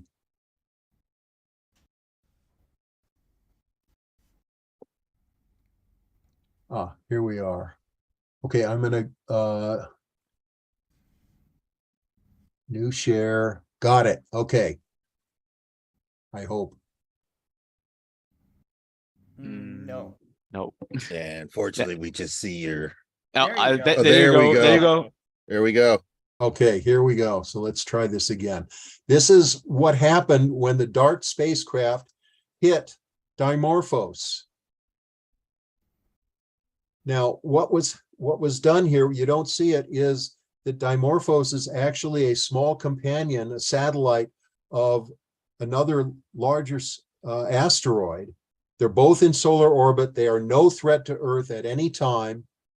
And but the nice thing was Dimorphos was orbiting at a sufficient rate that we would be able to, with a slap on it by the DART spacecraft, actually see if it changed the orbit. And the expectation was that the orbit of the asteroid would be changed by about 20 minutes in orbital time, just going around the host asteroid. Turned out it was closer to 30 minutes.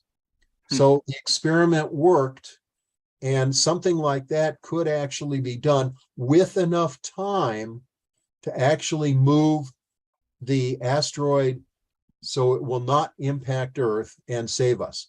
The reason that I didn't give you a specific number, and this is my last thought for you, and you can join me ask me questions, but what it turns out, the rule of thumb is that the crater created by an asteroid or comet impact will be about between 10 and 20 times the diameter of the impacting body itself. So if a 10-mile asteroid hits Earth, as it did at Chicxulub in 66 million years ago, it will create a crater that's 100 to 200 miles, and I'm sorry, I have to do that, 150 to 300 kilometers across. But the explosion may do much, much more than that, because in fact, we find iridium, which on the surface of the Earth is very rare, in layers that are scattered as far from Chicxulub in the Yucatan Peninsula as New Zealand and Italy and many other places in the world as a result of the impact that killed off the dinosaurs. So this is why we want to be doing this. And this shows at least one way that looks like it is successful, will be successful in protecting us, given time for that change in orbit to work. So I hope I haven't exceeded my time too much, and that you enjoyed this. Very much. Pretty amazing, Stephen. Thank you for sharing it. You're welcome.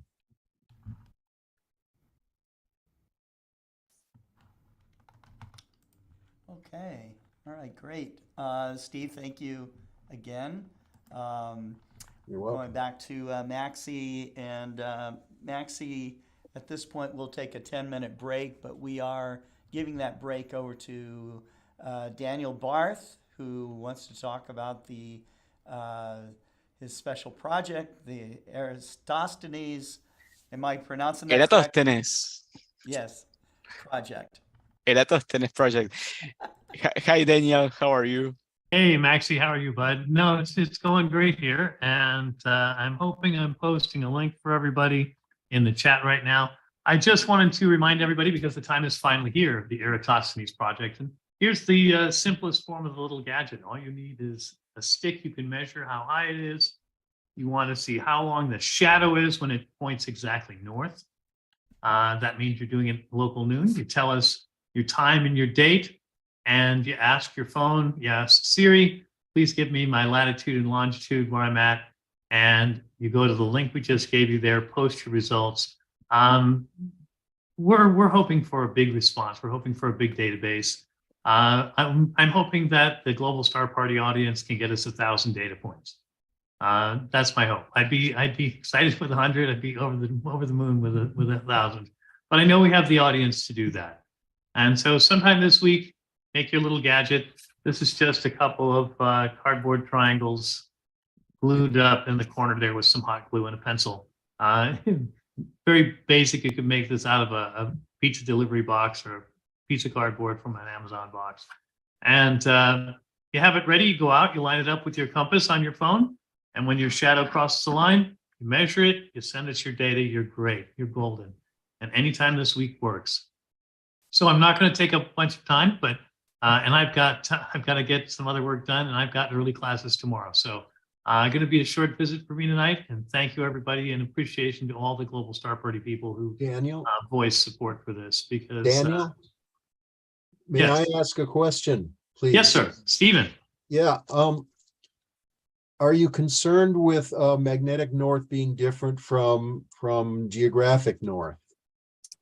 Actually, we've tested this because the sun is at its zenith point, its highest point, when it's at local solar noon, a couple of minutes before or after, or if your magnetic north and geographical north compass is off by 3 to 4, 5 degrees, doesn't change the solar angle very much at all. So the experiment is very robust in terms of minor errors don't affect the outcome very much. And we felt confident looking at it that this would be something anybody could build. We showed people how to do it on here with the tripod and a stick that you hang, and so your stick becomes your pendulum bob, so it's perfectly vertical. This is another, the 3 triangles get together and make a nice vertical surface. This is a student came up with this. I did not. My partner, Dr. Edberg, did not. We looked at this. We said, "Oh, this is a great idea. Thank you. We'll share it with others." Well, it is. It's a very nice. We want to get people reconnected with the power and the majesty of this ancient science, which was done basically. You're talking ruler, protractor sort of thing. No calculators. All the measurements were very straightforward. Eratosthenes, of course, the librarian at the Library of Alexandria. So he had access to the very best maps of the Nile. And that's how he got his north-south distance. And he, of course, used the summer solstice because in what's now Aswan, they're on the equator, so no shadow at noon on the solstice. And so everybody, the solstice is well known. So even with, you got to walk there basically, or take a barge to get communication from city to city. You could set it up and have people in place and take data. He's had only 2 data points to compare with each other, and he came within 2.5%. If we have 100 data points, comparing them each to the other, it's a combinatoric sort of thing. We get a very expanded data set. We get many thousands of measurements for the Earth's circumference. And we're hoping that errors will, the signal to noise ratio will be good. The errors will tend to zero out with a large aggregate data set. And we did some test runs just between a couple of points, the other investigator and myself. We were getting within 0.5%. They did a casual measurement at, I think it was somewhere in Pittsburgh, and then at Purdue, and they came up with an error of like 0.5%. And it was just a casual, I'm using my phone, I'm lining up with north, I'm measuring the shadow and measuring with a ruler, and GPS data points off our phones. And we're hoping for a very great result. We're going to have the whole data set available. We'll have the small data set. Here's 10 data points for you to play with and compare to your own measurement, which you took and recorded. And we're going to have the big data set, which is here's everything we've collected. And we're going to share our results with everyone. And we'll have the data set will be made public so people can play on their own. The other interesting thing, Stephen, is that Eratosthenes measured the circumference of the Earth. But if you think of a tomato can, you can have a circumference, but it's not a sphere. When we spread many, hopefully hundreds of data points around the Earth, and they're all giving you the same measurement, it proves geometrically you must be residing upon a spherical body. And obviously there'll be a plus or minus error with that. I'm sure the modern geoscientists and the good folks at NASA and ESA have it down to a nicety. But to crowdsource it and to actually say, I discovered this for myself, to say I've learned something from a book from Google is great, but to say, this is mine, I discovered it. And I learned, what did you learn at school today? We measured the Earth at school today. And we worked with people around the globe, and we did this, and it's a wonderful thing. So I'm hoping the GSP audience will jump in by droves. The link is there for you in the chat, my friends. And anytime this week, it's the 12th through the 18th. So take your gadget out. And I'm taking my little pizza box creation to work with me tomorrow because I should be free around noon. And I was teaching today, so I couldn't go out. Excuse me, kids, they need to measure the sun. So tomorrow I have a good chance to do that. So it'll be fun. Maybe I'll bring some of my students with me and take a picture, and it'll be exciting. So anyway, Scott, thank you as always for your support for my crazy ideas, and to my pal David Sederberg in Purdue. He's been a big driver for this also. But and he said, "How many people do you think we could get?" I said, "I know a guy." As the old song says, I got friends in low places. I know a guy. So Scott, you're my guy, and on Global Star Party, you're my audience. So you're my party.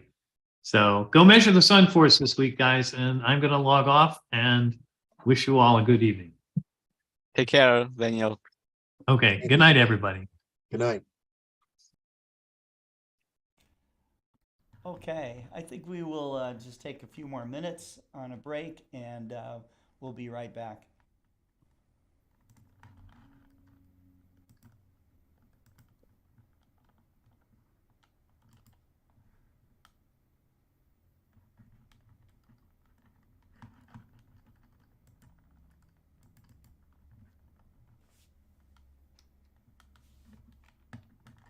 welcome to another installment of Inside the DART mission. I'm Mike Buckley from APL Communications, and we are at the Planetary Impact Lab at the Johns Hopkins Applied Physics Laboratory in Laurel, Maryland. And I'm with APL planetary scientist Angela Stickle. Angela, I guess, welcome. And first, let's even just start right away with, what's your role on the DART mission?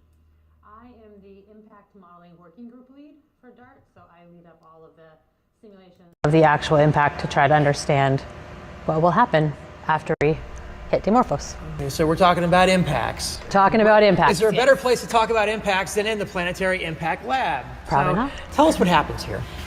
So in this lab, we have a couple of different things. We study impact processes around the entire solar system. So we have a vertical gun range where we can test impacts into different types of targets. So we can use sands or ices or different types of rocks to mimic planets and asteroids and try to understand what happens when an asteroid or something like DART hits them to understand the cratering process.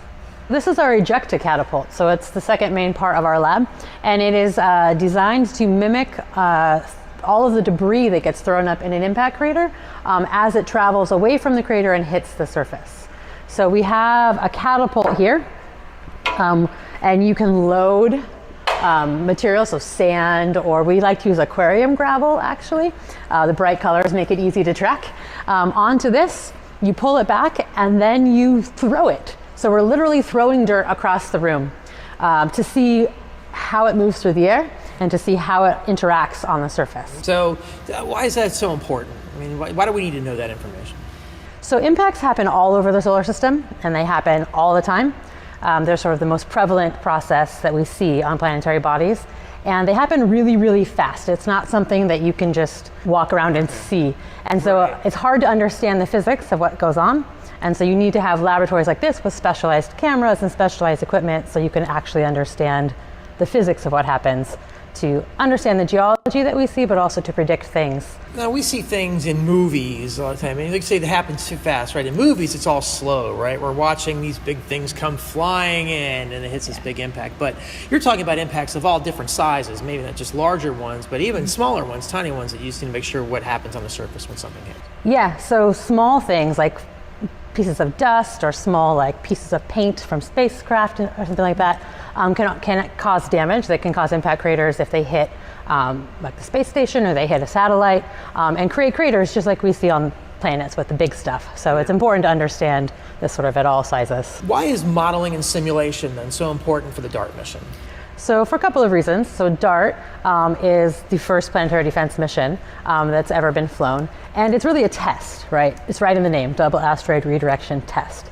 We don't actually know for sure exactly what's going to happen because we've never done it before. And so modeling gives us sort of that best picture of what to expect. It lets us design the mission in a way so that we can be successful. So we did a lot of simulation early on to understand kind of what size of spacecraft might you need or what velocities might you need to hit at. We also don't know a lot about Dimorphos, right? Every time we go to a new asteroid, it's different than all of the other asteroids that we've been to. And so depending on what Dimorphos looks like, the results of DART could be different. And so modeling lets us see kind of all of those different options so we have a better sense of what to expect and also then to back out what happened afterwards. It tells us, if we see X and the model tells us in order to get X, you had to have A, B, and C happen. It lets us know what happened when we can't be there in person to watch it. So it sounds like we're trying to learn a few things from the DART mission. I mean, it's not just what happens with the spacecraft when it hits an asteroid, but even the properties of an asteroid too. It sounds like there's a couple of things we're trying to learn from this mission. Absolutely. So DART, obviously, its primary purpose is to teach us about planetary defense and the effectiveness of this technique called the kinetic impactor.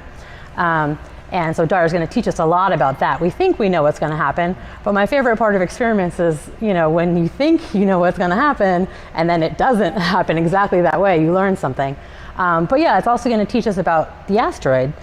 So depending on what Dimorphos is made of, depending on if we see lots of boulders or if it's very fine-grained like sand, or maybe it's just one big boulder in space, all of those things will cause something different. They'll cause a different crater to form. They'll cause a different ejecta curtain that we can see with LICHA cubed. And so it can teach us a lot about what it's made of after the fact. I mean, the large focus of DART obviously is the impact. Yes. I mean, we're going to crash a spacecraft into an asteroid, but you've mentioned a couple of other things here too. So, I mean, what do you think is the most interesting thing about the DART mission?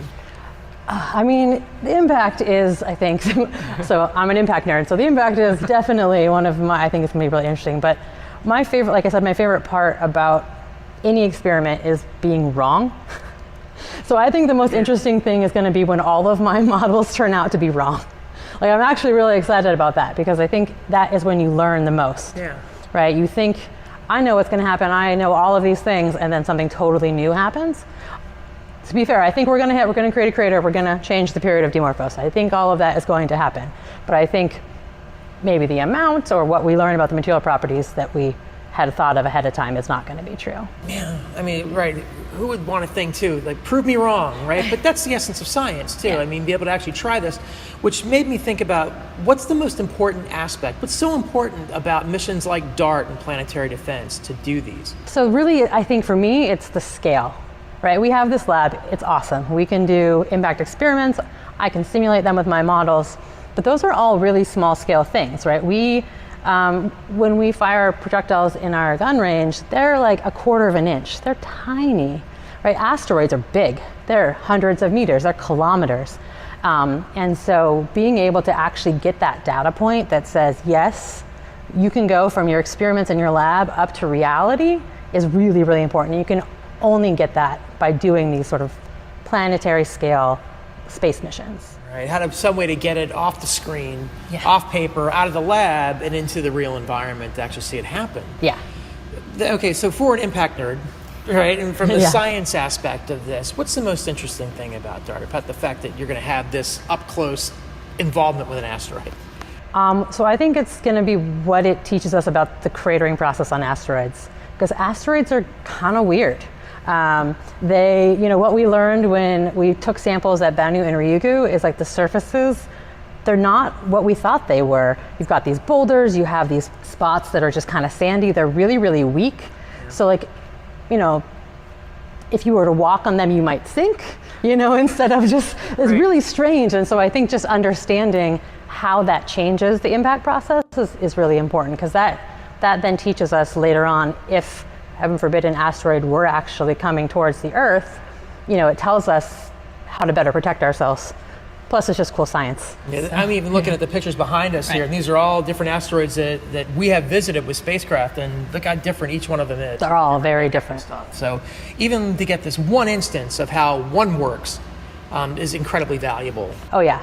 And as you say, they're all different, and every time we go to a different asteroid, we learn something new. And then this will be another data point. This is going to be one of the smallest ones we've ever visited up close. We're going to have these amazing pictures as DART comes in of the surface, and so that'll be just brand new things that we've never seen before. We've covered a lot here too, but is there anything I didn't ask, or is it just something you want to add? Yeah, I mean, I guess to reiterate, it's so important to do these tests at scale. Right? We've only done this a couple of times. We've only had a couple of other space missions that purposefully impacted things. We had Deep Impact, we've had LCROSS, and we learned so much from them.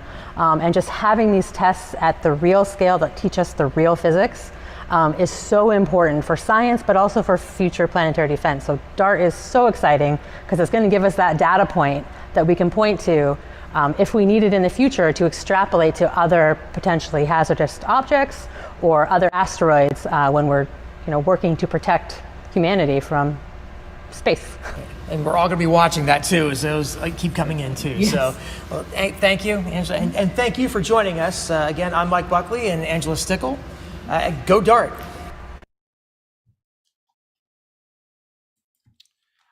Well, as we know, DART was a very successful mission, and and a big thanks to Steve Edberg again for giving us some of the background of what asteroids can possibly do, but also, I feel good that we've got a great atmosphere around us to protect us from so much of space's, otherwise very damaging projectiles.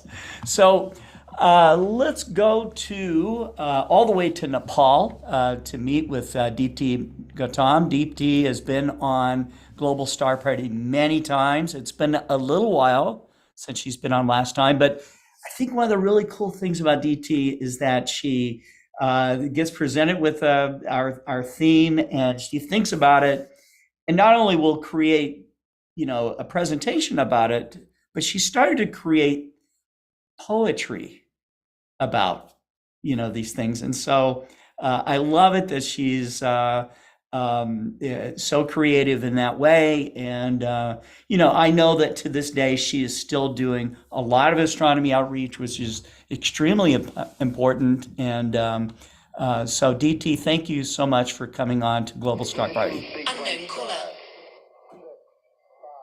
Hello Scott and hello everybody, and today I'm going to talk about based on a theme that is attraction. So attraction is a fundamental concept in astronomy that describes the way celestial objects interact with each other through the force of gravity. Gravity is the force that holds the planet in orbit around the sun, cause the moon to orbit around the earth, and hold stars together in galaxies. And one of the most important law in astronomy that explains attraction is Newton's law of universal gravitation. And this law states that every object in the universe is attracted to every other object with a force that is directly proportional to the product of their masses and inversely proportional to the square of the distance between them. In the other words, and the greater the mass of an object and closer to it is to another object, the stronger the gravitational force between them. The concept of attraction is particularly important in the study of planetary motions. And according to Kepler's law of planetary motions, planets move in elliptical orbit around the sun. With the sun at one of the foci of the ellipse, the gravitational attraction between the planet and the sun caused the planet to continuously accelerate toward the sun and causing it move in its elliptical orbit. And attraction also play a crucial role in the formation and evolution of galaxies. The gravitational attractions between star, gas, and dust in a galaxy cause them to clump together, forming clusters and eventually entire galaxies. Over time, galaxies can merge with each other due to gravitational attraction, leading to the formation of larger and more massive galaxies. In addition to Newton's law of universal gravitation, there are other important concepts related to attraction in astronomy. For example, the escape velocity and the minimum speed an object need to escape the gravitational pull of celestial body. The tidal force is differential gravitational force exerted by a celestial body on another object, such as tidal force of the moon on the earth oceans.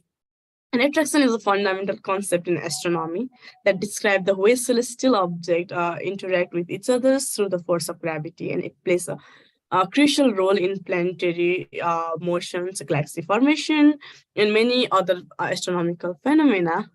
And this is the things I collected some about the attraction in astronomy and talk about the theme. And here's the short poem in the same theme. In the endless expanse of space, attraction guides the celestial race.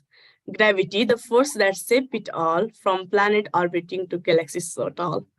From the smallest particles to the largest star, attraction is present no matter how far. It's the force that brings the cosmos to life, a constant reminder of nature's power and strife. We marvel at the beauty of the night sky, attracted to the wonder we can't deny. Attraction guides us like the star above, a cosmic force that we can't have that love. Attraction in astronomy, a power to behold, a force that shapes the cosmic mold, a universe that filled with mystery, and attraction that always in our company. Thank you. And here's the. Thank you. And I want to talk about the astronomy we are doing in Nepal. So I want to present something here.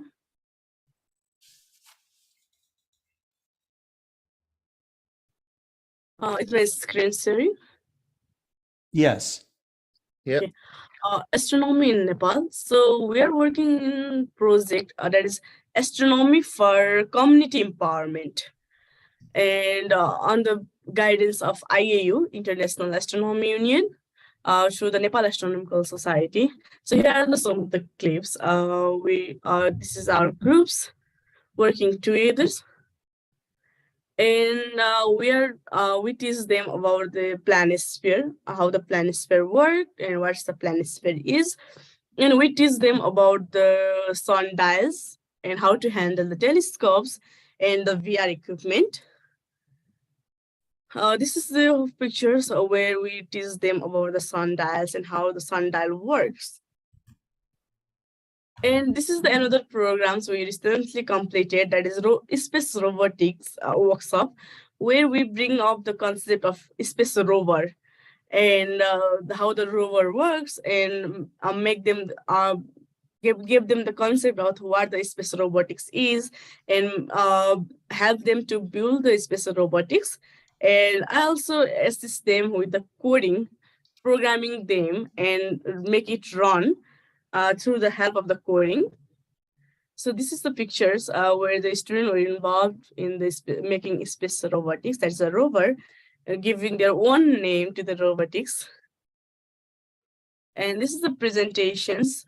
And this is the program, that is community empowerment, which we have done in one of the community schools in Nepal.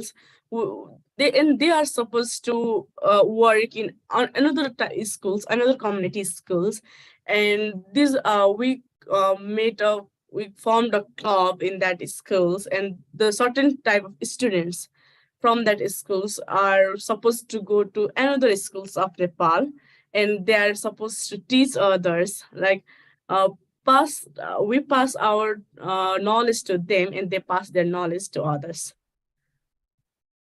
So these are some pictures, and this is the planisphere okay. So these are some claims. We conducted programs. These are the things where I have been involved in such a day, and I think I missed 2-3 Global Star Party, and I was continually giving me time here. So that's all. Thank you, Scott. All right, thank you so much. Thank you. Good to see you again on Global Star Party, Deepti. Hello, Jim. Excellent work. That's great. Okay, all right. So I love Zoom. I mean, without Zoom, these kinds of meetings where we can broadcast it all over the world would just be simply almost impossible. So thank you so much. Take care, Deepti. Bye-bye. Take care. Bye. Okay. All right. So we're going to switch things up just a little bit. And Marcelo was supposed to come on, but we're going to bring Cesar. Are you available to come on now? Yes, I'm available. Yes.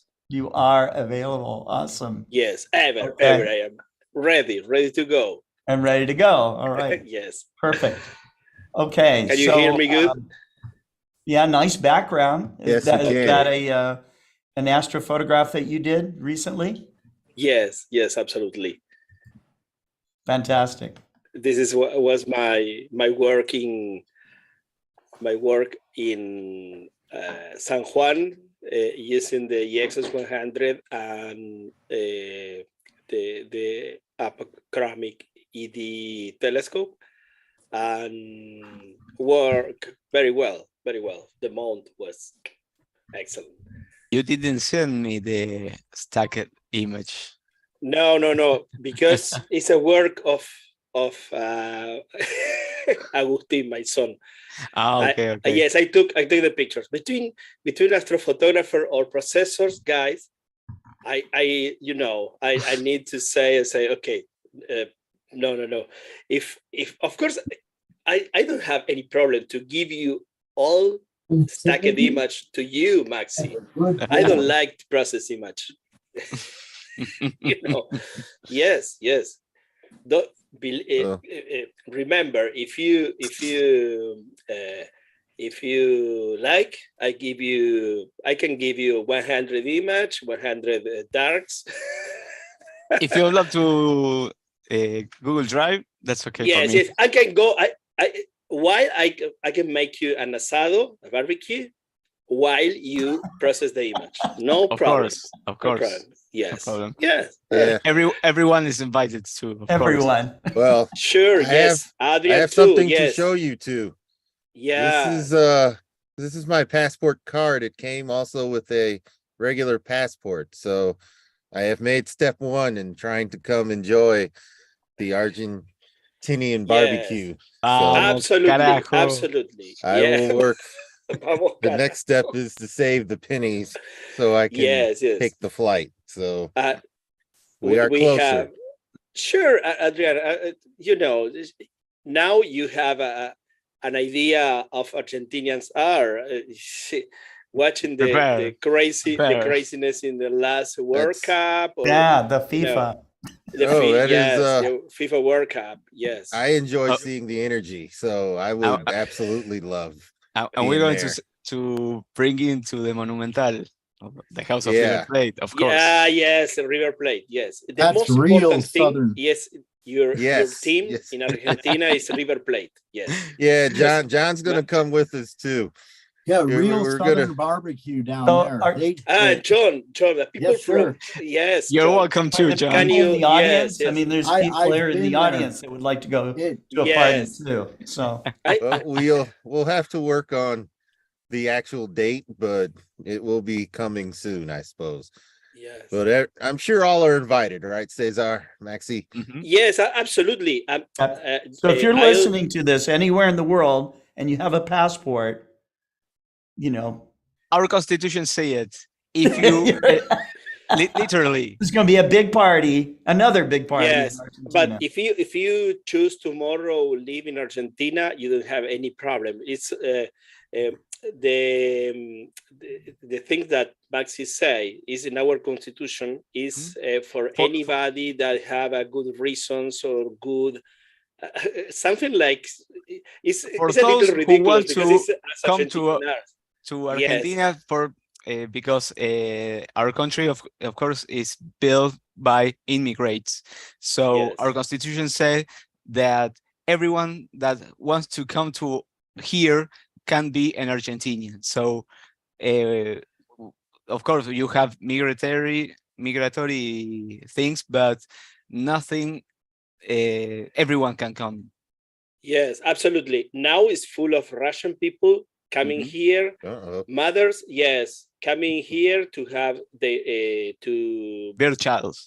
Yes, to born their sons in and in they will Argentina. have two nationality, Argentinian and Russian. Yes, but their kids are are going to be Argentinians, and they keep the something like a permanent resident, the parents, if you have the kids. Yes, and the people say, was something of corruption from this our police find a group of very corrupted group of between Russian and Argentinians that makes something like by money, and they don't need nothing to came here and if they don't have money, they can go to the public hospitals, or if they have money, they can go to the private clinics. It's and sometimes for us it's a surprise. I say, okay, this is our law. Okay. Well, Stephen Edberg predicts if the asteroid is going to hit North America, then we will probably all in this call be coming down a lot sooner. No, by the movies, all time by the movies. Sometimes it's the disasters movies, are all in North America. But it's only for the movies. Maybe we can have. Well, one time it was in Buenos Aires with this movie of the big bugs that came from, I think, a meteorite that destroyed Buenos Aires. And yes, of course. I don't remember the name. But we can die making barbecue, no problem. Yeah, that's it. I can think of far worse ways to go out than making and eating barbecue. Yes, so yes, that's, John. Yes. And look in at night, looking at the skies down there. I put on the, yes, our independence declaration in there it is. Yes, we need to copy in in the chat of this is what it says, the preambles of our constitution at yes, the beginning. Yes, and you can see more down. Now, is Argentina in general mostly Catholic nation? And I know we'll get to the stars soon. Yes, but we accept all cultures. We have I know. Jews, maybe we have Buddhists, Muslims, Okay, Christians, so or evangelics. Christians of yeah, different. first is Catholic, second one is Jewish, especially in Buenos Aires. But the people here, despite that the Pope is Argentinian, they say, okay, it's okay.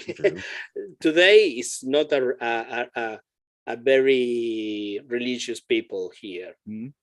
Maybe Even some province in the north more, but not, it's not too the much. same, like, Well, those of us in the audience who we need you to catch up, Adrian. anytime. We will have to. Yeah. You guys have a beautiful country there, and it's probably, you have your city areas as well. But I mean, in Argentina, I went fly fishing with my father in Spring Creek, like golden fields of grass, tall grass with the blue sky and the moon out in the daytime. And wow, the bread. In the Patagonia, John, you went in Patagonia. Patagonia too, and that was beautiful. Patagonia is amazing. Yeah. And for the stars, there is no better. Yes. Southern. Absolutely. Well, I have something to show you to everyone about our star party, Valle Grande Star Party. And about this, it's not in the Patagonia, it's in the province of Mendoza, in the middle of our country. I don't have totally ready my presentation because I needed to put some pictures more, but no problem. I can talk about and explain. Let me share my screen. Okay, and where is that? Is an amazing shot you took, by the way. The resolution's holding up well. Your background. Yes, thank you. It's made with a how do you say, with a Yaxus 100. Sponsored by Expert Scientific. It's beautiful. Sponsored. It's real science. Sorry, I am a dealer. It's in my skin. It's possible to I love mine. Yes, let me share.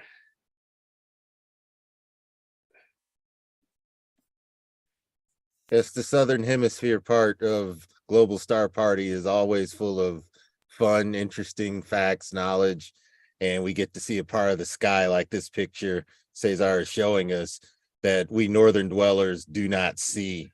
That's our view of the Milky Way cuts off about 2/3 of the way up your picture. Jeez. And that's it's something that is amazing, and this is something that thank you Adrian to talk about this, and it's something that I appreciate your words because you're a great astrophotographer, especially landscapes that are incredible. Well, it's a pleasure to share with the Global Star Party audience our next Star Party, Valle Grande 2023. It's a very, very special occasion It will be this April 21, 22, and 23 in Valle Grande, San Rafael, Mendoza. I'll show you a map where it is. While I'm talking, I can't believe your telescope, Sean. You are in the observatory, or are you in? It's a background. Me right now, I'm at Mount Wilson now. It's a real observatory. Incredible. Well, let's just say we've been there. Scott's been there, and I've been there. So I've been fused into that picture permanently. Yes. In Spanish, they say, okay, yo llevo el vino. That is, okay, I bring my wine and I go. It is a background. Dang, I was hoping nobody would notice. Okay, we need a place like this. But okay. I have a big telescope. Yes, I know. 28 pulgado. And I 28 can take pulgadas, yes. Wow, yes. Man. Wow, excellent. I did an amazing eagle with it. I remember that, John, you are in New Zealand, not, sorry. You are in? Southern California. Okay. We need to go to the north. Okay. It's I take note. and... I took note in my next trip to the United States. Okay. Oh, if you come, by the way, we can view through the 32-inch as well. Okay. Este está jugando con fuego. And I have a really good the words is that explorer. The words is that they say, okay, we can go, we go. 2024 for the great eclipse of America eclipse. Yeah, we can go everywhere. That's coming. Yes, next year. Here is the presentation of our star party. In this presentation, I have some maps to show you where it is. I'll try to show you later by my Facebook, maybe some pictures of the new or the new place. But first of all, I'll show you the maps. Well, this is the special occasion. This is the 50 years of the Instituto Copérnico. Instituto Copérnico is founded by my friend, the astronomer Jaime Garcia. Jaime Garcia make a huge work about education, astronomy education. He's actually retired this year. He's is a professor by many years in the Universidad Técnica Nacional in San Rafael in Mendoza. He's an astronomer. He was for many years president of the honorable president of the American Variable Star Observer American Association, the ABSO. He worked very concerned. His work is very concerned to the variable stars. The ABSO, many times we had in the Global Star Party a great people from the ABSO. They work a beautiful, a very important work with the variable stars. And this occasion is very special for this star party because it will be the 50 years birthday of the Instituto Copérnico. Well, here is in the center of our country. You can see that here is Buenos Aires. You can see here is 987 kilometers from Buenos Aires. Wow. To San Rafael. Yes, it's one day. Yes, for us it's a normal thing. Maxi notes that for everything that we can go to the vacation area, for example, the most near areas typically is this, and you have maybe 300 or 400 kilometers. Here in the south, in this part, was the eclipse of Las Grutas. And here in this area was the eclipse of San Juan in this area. Here you have the Cordillera de los Andes. Here you can see Santiago de Chile. This is the limit between Argentina and Santiago and Chile, sorry. And here is a dry area, more, we call it precordillera and cordillera, mountain area, canyon areas, where you have a dry weather, more open areas without a lot of polluted areas too. We are sponsoring Saraco, the company where I work, Óptica Saraco. We are being sponsoring to Valle Grande Star Party from the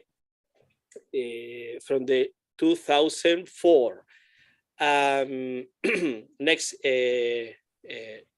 year we will having 20 years only accompanying Valle Grande Star Party. Here you have how is the area. Here is this green area is a typical the typical farm area, and here is a more dry, more they have plantation of course. They have graveyards. Of course, all the industry here is of the wine, red wine especially, and is one of the best areas for vineyards, for graveyards. Sorry.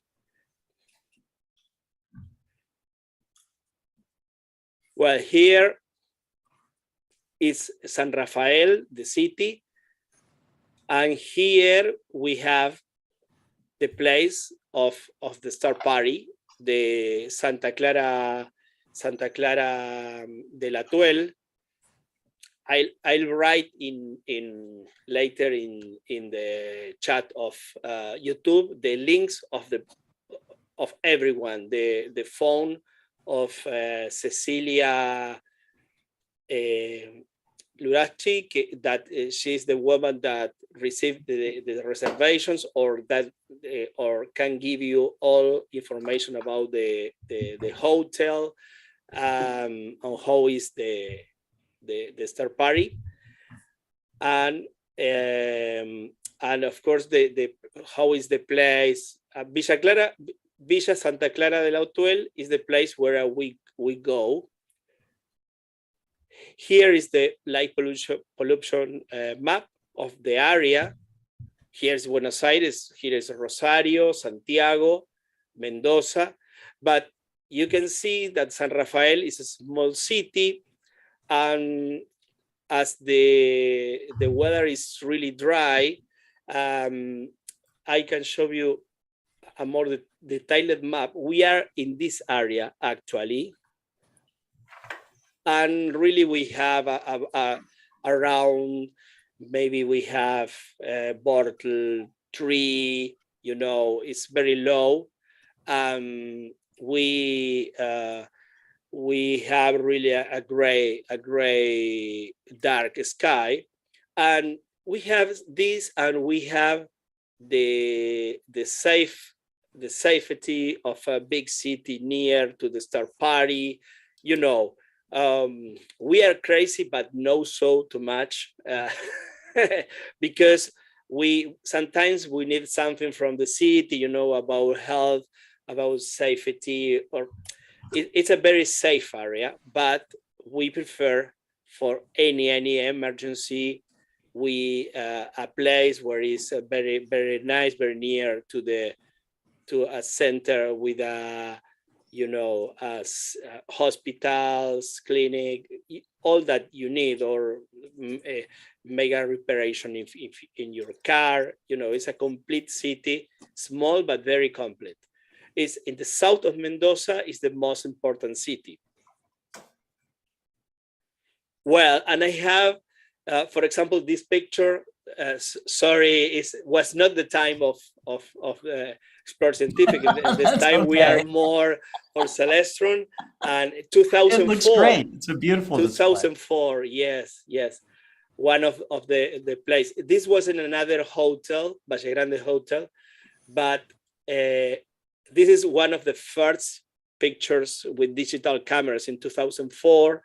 Sorry that is a little dark, but it's the part of the star party area. Normally we have around 100 people. It's not so extensive like in the United States of 1,000 people, but for the scale of Argentina, you know, we have 100 people, 120.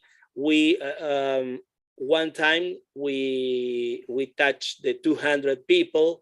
But in Argentina is a great number, between 200 and 100, 200 people with their own telescope coming all together. You know, it's not easy to organize something in a place or in a country like Argentina, but really we are happy to have this kind of star parties.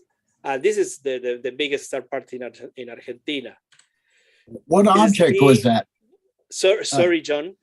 Oh, no, there was an open cluster or something. I wasn't familiar with your background. It would look like a nice cluster up in your picture. Yeah. I think that there are only... that one, to the right. Yes. I think that is... I can't give you a position of the stars here. I have pictures newest where you can really recognize. Yes, right. But I don't remember the time and the right position. Right. Yes, yes. Here this is the same. Is I think that this is to the north. But in southern hemisphere, yes, this is me in the 2004. This picture is this is not the place of the star party. Sometimes we close the star party in another town that the name is Malargüe. Malargüe is in the south of San Rafael, and this is a center that collects all information about the sensors. Is the Pierre Auger High Energy Particles Observatory. It's a big area that have water, very pure water tanks with sensors. They collect when a high energy particle touch, for example, a molecule of hydrogen, produce something like a cascade. They study in each tank of water. They have a signal of light. Of course, that is really very very low. It's very intensified, of course, and sometimes we close the talks, the Congress in this center. We move 200 kilometers to go to talk and finish the star party in Pierre Auger Observatory Center. Here is this picture is in the Malargüe. This was in 2007. Was really full of people. This year we had completely near to 170 people. This is part of the participants, and this is our typical dinner in our star party. In our star party, we eat dinner as in Argentina at 9 p.m. I know that for once a time we received the people from the ABSO from Boston. Of course, that we changed a little the time to the 8 p.m. to have something between, not But so 9 o'clock early is a or not so. normal. Yes. 9 o'clock is a normal dinner time in Argentina. In Argentina, yes, 9 o'clock is okay. Yeah. Something that we is typical in this area, the walls, the rock walls, because it's inside the canyon.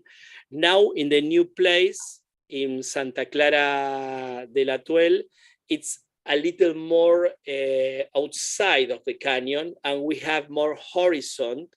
It's something that is great. We have this canyon, but more to the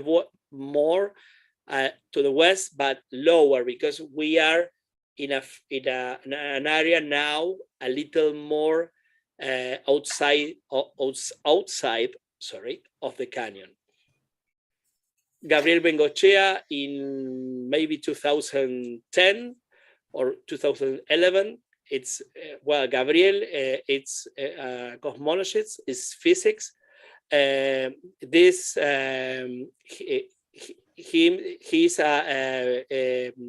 the Jaime Garcia's son, Federico Garcia. Actually, Federico is doctorate astronomer too. Is something that the history in this star party, the kids that now are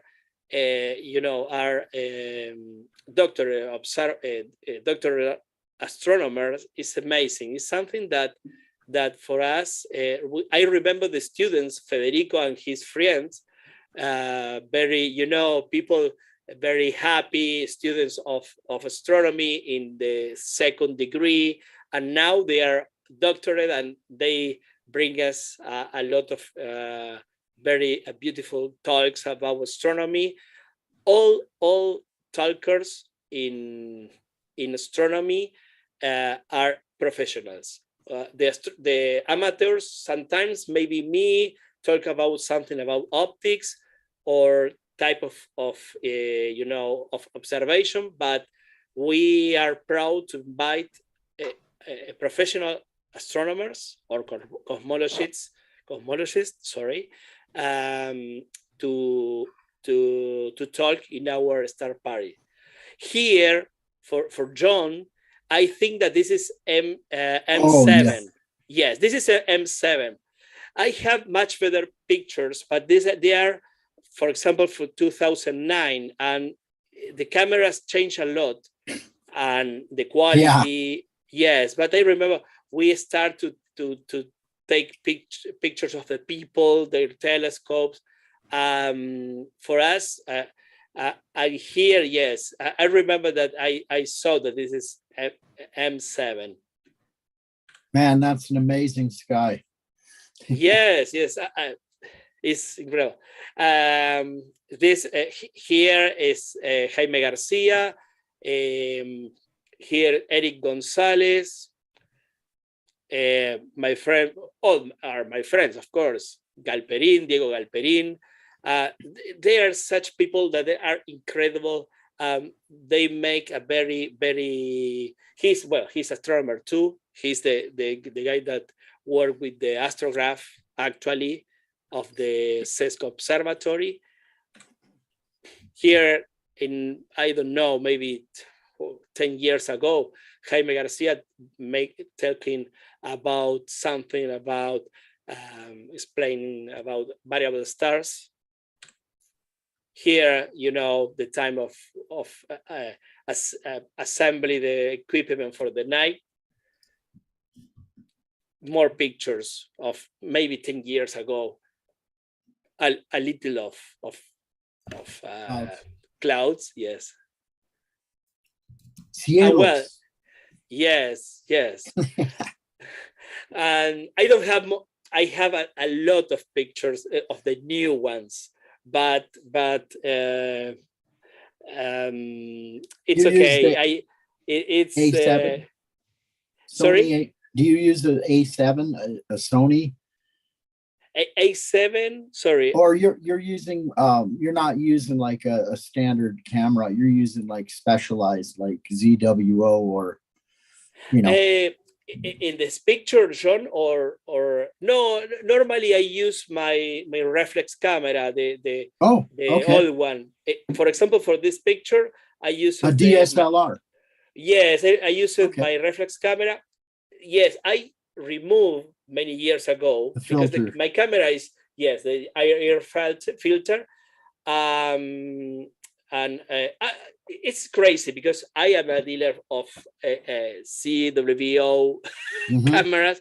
I never keep one for me. Yes, this is the bad lucky of the dealer of you get to astronomy here. Certified. Yes. Or sometimes many times I talk with Scott about it. Say, okay, I need to keep an 80 millimeters for me. I say yes, that's right. And yes, and I have a kind of people that sometimes came to the store and say, oh, please, do you have only one? Sometimes I keep the extra. The gear for me, and I need to have this and move to my home and never return to the store to put in the showroom. Sometimes you say, okay, I have a mount, I can put a tube that I have in my house. Okay, I bring here the tube. Well, the worst part is that when you start to say, oh, I love my telescope, okay, somebody came to the store and say, okay, I need this. Can you sell me, please? And it's, I have a friendship with many of my customers. It's funny because I know that they say the guy is suffering like a kid talking from a toy, and my heart is very soft. I say, okay, keep it. Don't tell me anymore. Okay, bye. And I said, bye, my favorite telescope. And I don't know why that sometimes the people say, you are using this. Okay, can you sell me? Okay, but it's not can you sell me, because it's they love something and put the eyes like a kitty, and it's impossible. Yes, customer service. Customer service is customer. Yes, with a mix of friendship, a mix of cure their their heart, their feelings. Yes, it's a psychological support for this. We call that leverage. They're leveraging you. Yes, and and when you see so happy people are, because I have two faces in my business. I am ophthalmologic optics. I make contact lenses. I am optometrist. The idea is that I work like an optometrist in the United States, and this is different between in the same store. I have two faces where I can go to talk about visual health, and when I change to talk about to sell a telescope, a gear, or astronomy camera, it's like the people. It's totally, how do you say? The word is they are excited. They are happy, like a toy, a kid in a toy store. Yes, it's the same. When you don't have excitement or happiness to choose lenses, no. But if you are going to choose your telescope or your astronomical here, it's one a year for me. Every year I got to get a new one, and a bigger one and a better one. Yes, and I have a contract of confidentiality. If I know the wife of this guy, so no, no, they don't. they changed me equipment. Yes, your husband never spent money here. I changed it. Wow, can I get a telescope? I need a what is this? Yes. So you not only sell and discuss this wonderful equipment, you save marriages in the process for those that would want to buy the big telescopes and the rent is due. That is, I think that's admirable. I don't know what anyone else. You need to get the big one sold. Yeah, I think that's very admirable quality, Cesar. Yeah, thank you.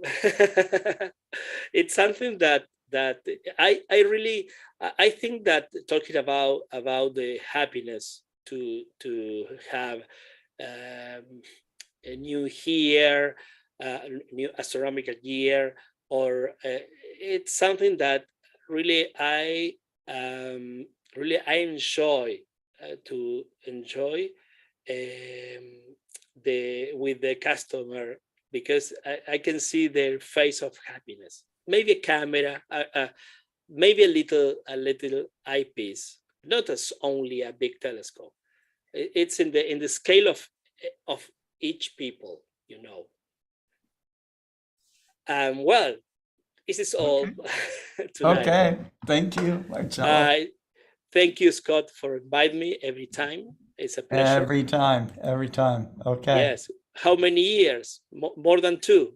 More than 2. That's right. Yes. 115. The global 115. That's right. And next Tuesday will be our 116th. Wow. Yep. Incredible. You have been a great representative of your country and where you live and your work and everything. It's wonderful. These people that on Global Star Party are really some of the great astronomy outreach ambassadors of the world. That's for sure. And another great one is up in Brazil, just a little north of you, Cesar. And that is Marcelo Souza. Marcelo is getting ready for his next big event. Comes up about every April. So, but Marcelo, thank you for coming on to Global Star Party. I know that you rushed in and so. Thank you for the invitation, Scott. I give classes today at night. Then I was coming from my class. I finished 10 p.m. today. I finished early. Then it was easy to me to join. That's great. Thank you for the invitation. It's a great pleasure to be here. Thank you. And I will share some images. I'm not professional images, but I'm trying to use my smartphone to take pictures. We are working with students here to use the smartphone to take pictures. Then now we have a smartphone that are not so expensive and allow us to take pictures like this with a lot of lights near. Here you see Venus and Jupiter. This picture was taken in my university. This is the campus of my university. And this was more than 1 week ago. This one, let me see if I can change here because my computer also has problems. I don't know if you can hear me. You can hear me? We can hear you. There is a bit of like noise. There's some rumble. Rumble, okay, but we do hear I'm you. waiting here because my computer, something happened here. It's frozen here. But I will be talking until the computer allow me to do. Okay. Now I can see my mouse, but I can see nothing here. I wait for the computer to help me. And today I took pictures also of the sky. Let me share again. Where is my image? You can see my screen. I'll stop. Yes, here it's coming up. Screen, and I'll try again. There you are. Yeah, I'm back. If my computer allow, I will show the pictures. Okay, I'm back here. And here was image this. Oh, something is happening here.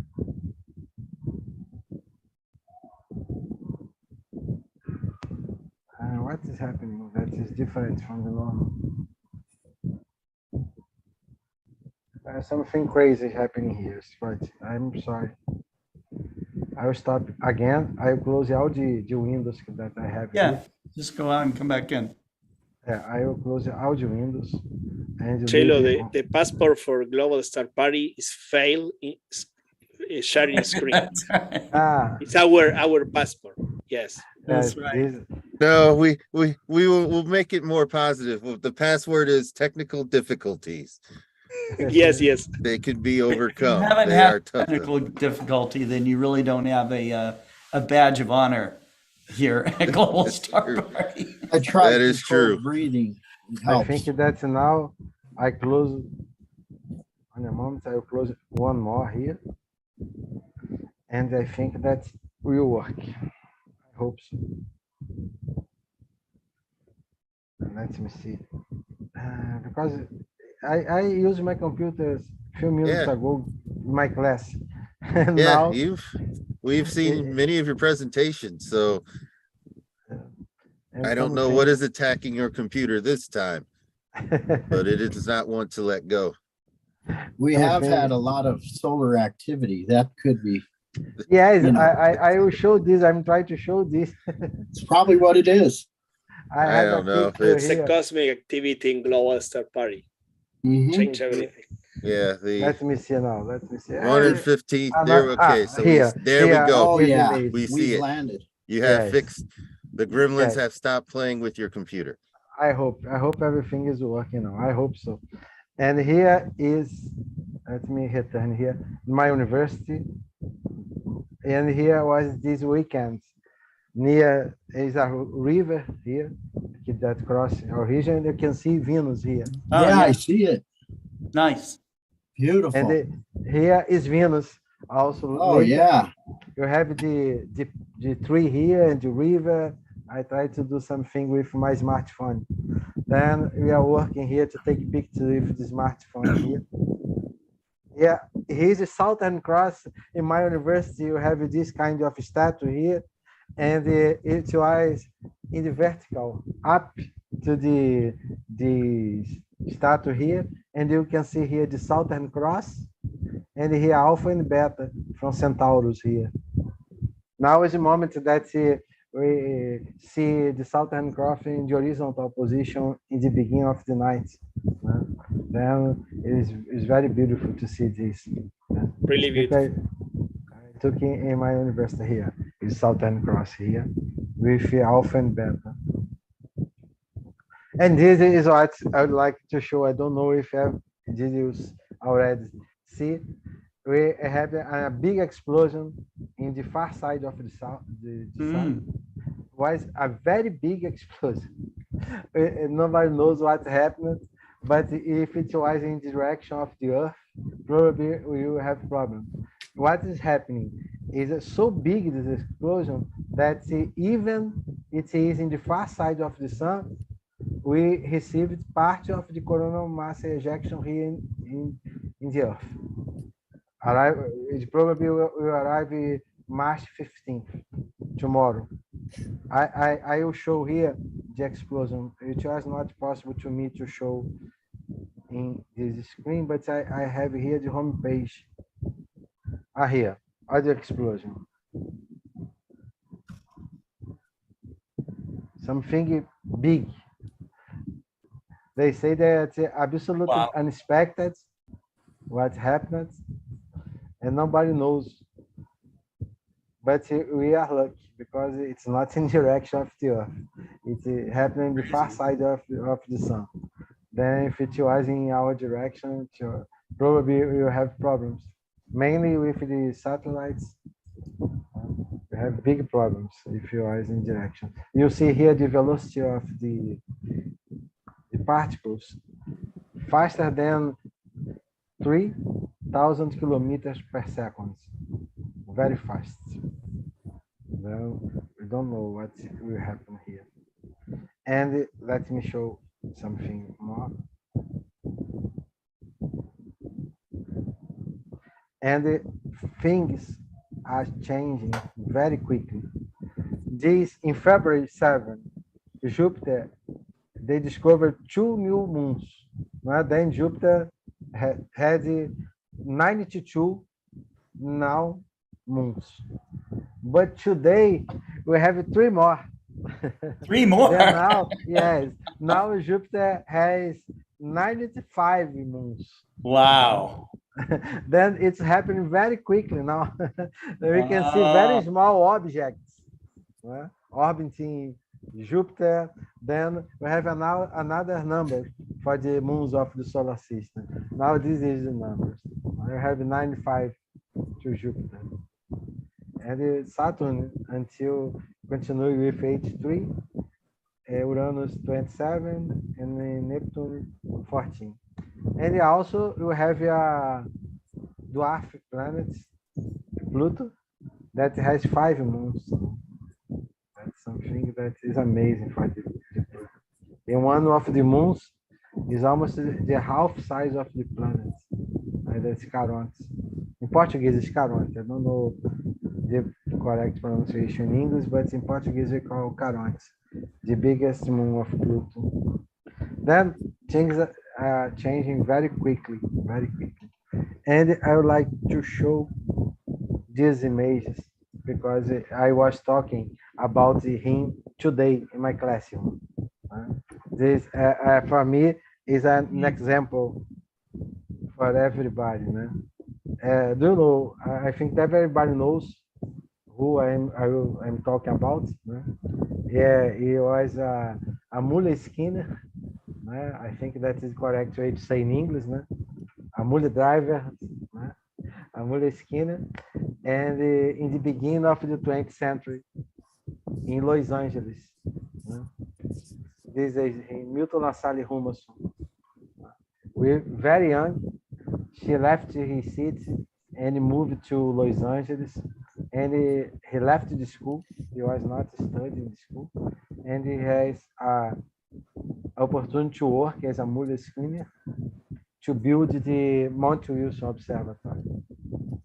And in the period that he was building, helping to build with as a mule skinner, he fell in love. It is that you say in English, She fell in love with the daughter of an engineer, and he married with her, and he worked in a farm during 5 years, more or less. And it was difficult for him to work in a farm to give good conditions for his family. And the father of his wife knew that you have an opportunity to work as a janitor. A janitor that you say, I don't know if it's correct word in English, the person that do everything in the place. In the observatory of Mount Wilson, then he begins to work there. In 2 years, he was helping the astronomy. In 2 years, he was invited to be as a member of the staff of the observatory as an astronomer. 2 years working in the observatory as a janitor. Then something fantastic that he learned everything from life, not in schools.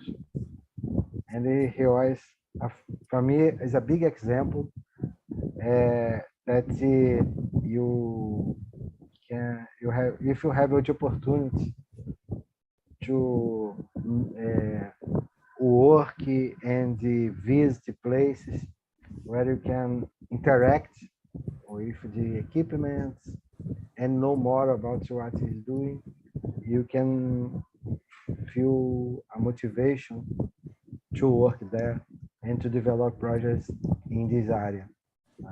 It is that we try to do with the students here, to show many different areas of science, in a way to motivate them to find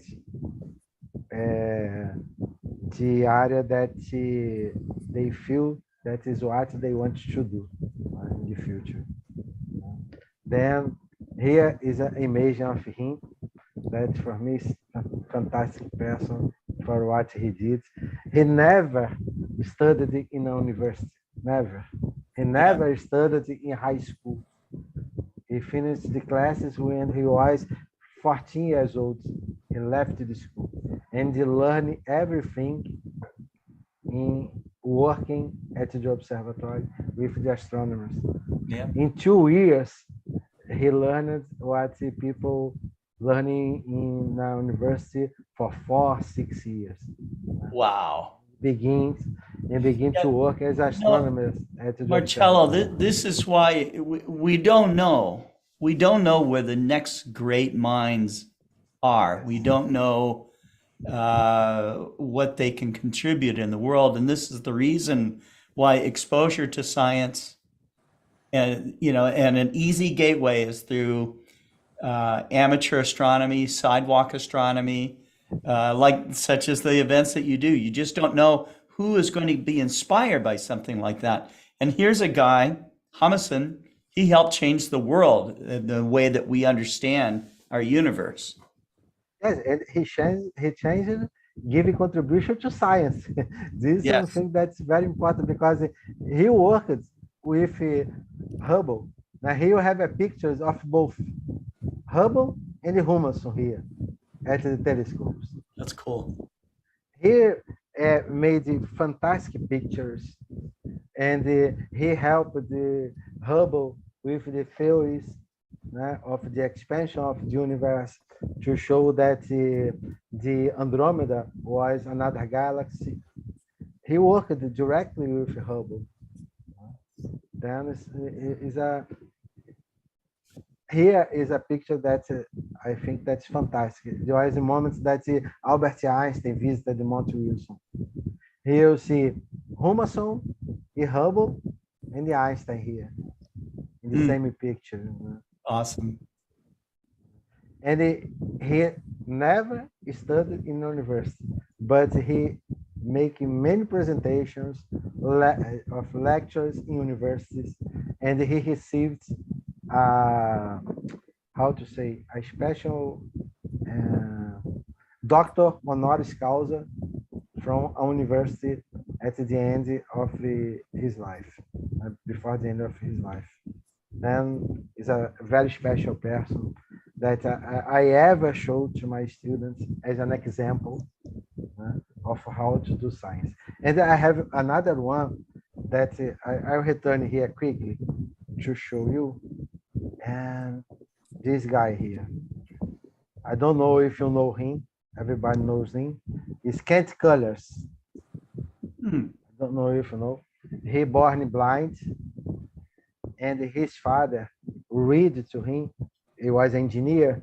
Reads of books of physics, astronomy, and he finished the undergraduation in physics, and he made the PhD in physics associated with astronomy, and he was the first blind astronomer and the first PhD in astronomy.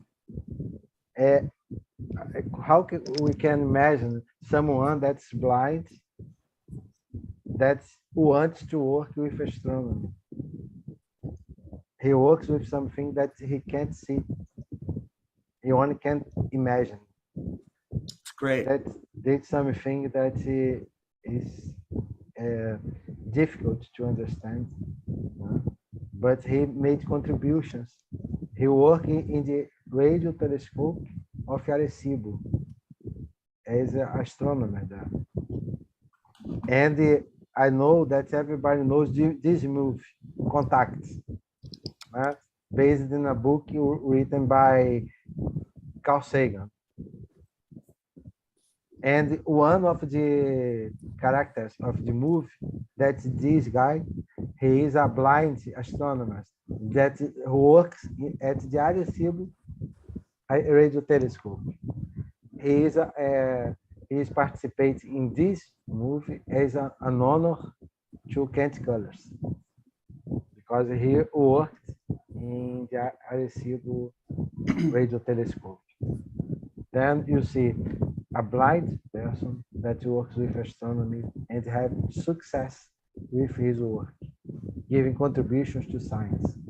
We have the Humason, that he never studied in high school and universities, and he made more contributions than many people that studied in universities astronomy. Then you know that it depends on the motivation of everyone, and if it's something that they want to do. Here is a picture of Kent Curtis give one of presentations, a lecture that he gave. Here is I have a special documentary about him. I think that is from PBS. PBS, no, that's a channel in the United States. No? I don't know if it's correct what he said. No, then this is what I had to show.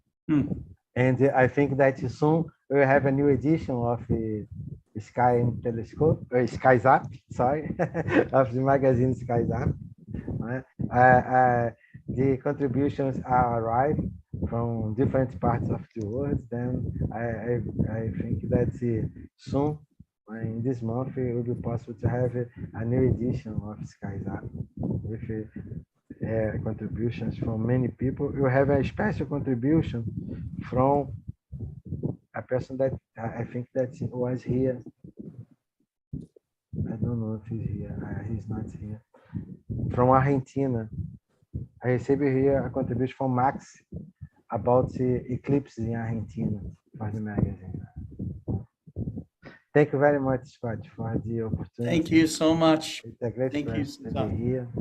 Always very informative, and I learn something new every time. Thank you so much. Yeah. Thank you. Okay. All right. So next up is Adrian Bradley, and Adrian has been very consistent in photographing the night sky, and the dude's like an artist. His sense of composition, his feel for light, and how it works with the landscapes that he has in front of him. He's been, in spots that, photographers know when they're having a magic moment, and Adrian seems to be there more often than not. Adrian, thanks for coming on to Global Star Party and showing us more of that magic. I appreciate it, Scott. And yeah, I think part of the magic is seeing everything that's there and being able to capture it in such a way as that you're showing your photo shows, or your image shows what you see. And so I'll share some of the images I have. It's been a very cloudy stretch. I have managed to get a couple of images, and I thought of getting one later on tonight, early this morning, but my fatigue may take the best. But let me share my second screen.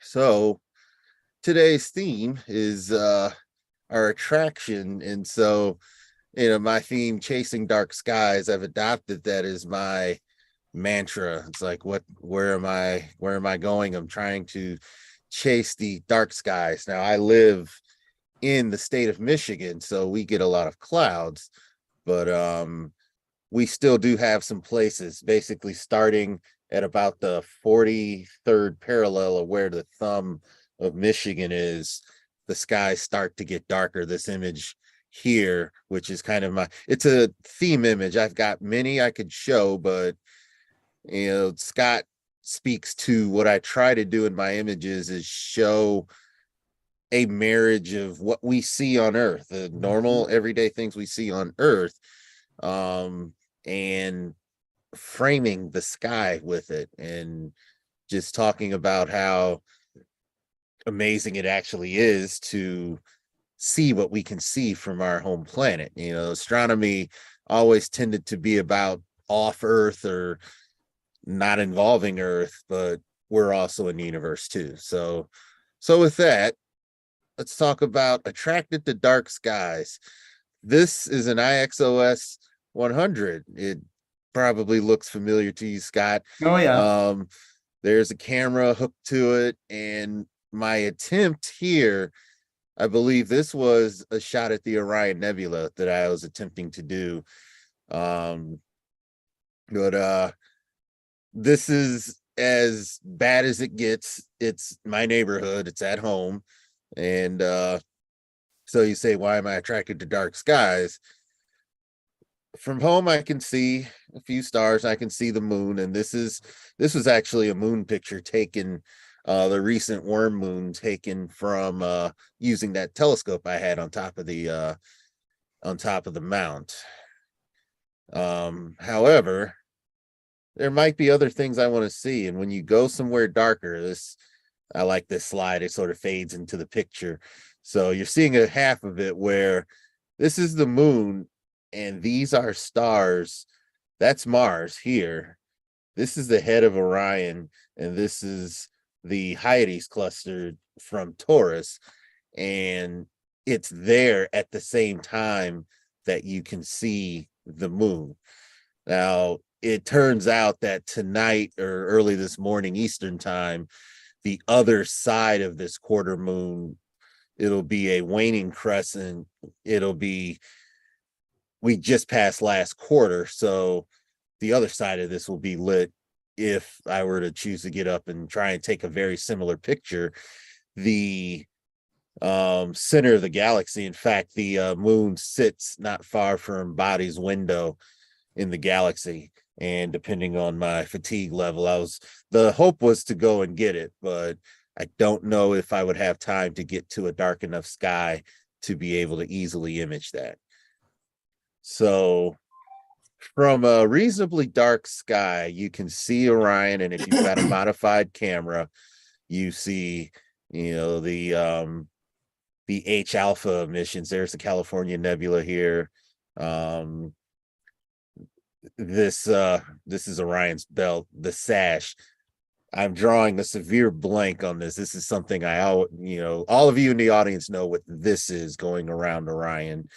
Lambda Orionis and the nebula here, and this is the rosette. Okay, what is this region? John, you know what this is in Orion. I'm sorry, I was adjusting something.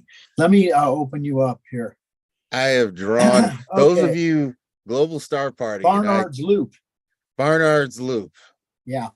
This is to the level of fatigue. I'm probably not going to go anywhere because I always know Barnard's Loop. Now, there is another part of Barnard's Loop that is over here, and I don't know that I could say I'm imaging it because I really don't see it here.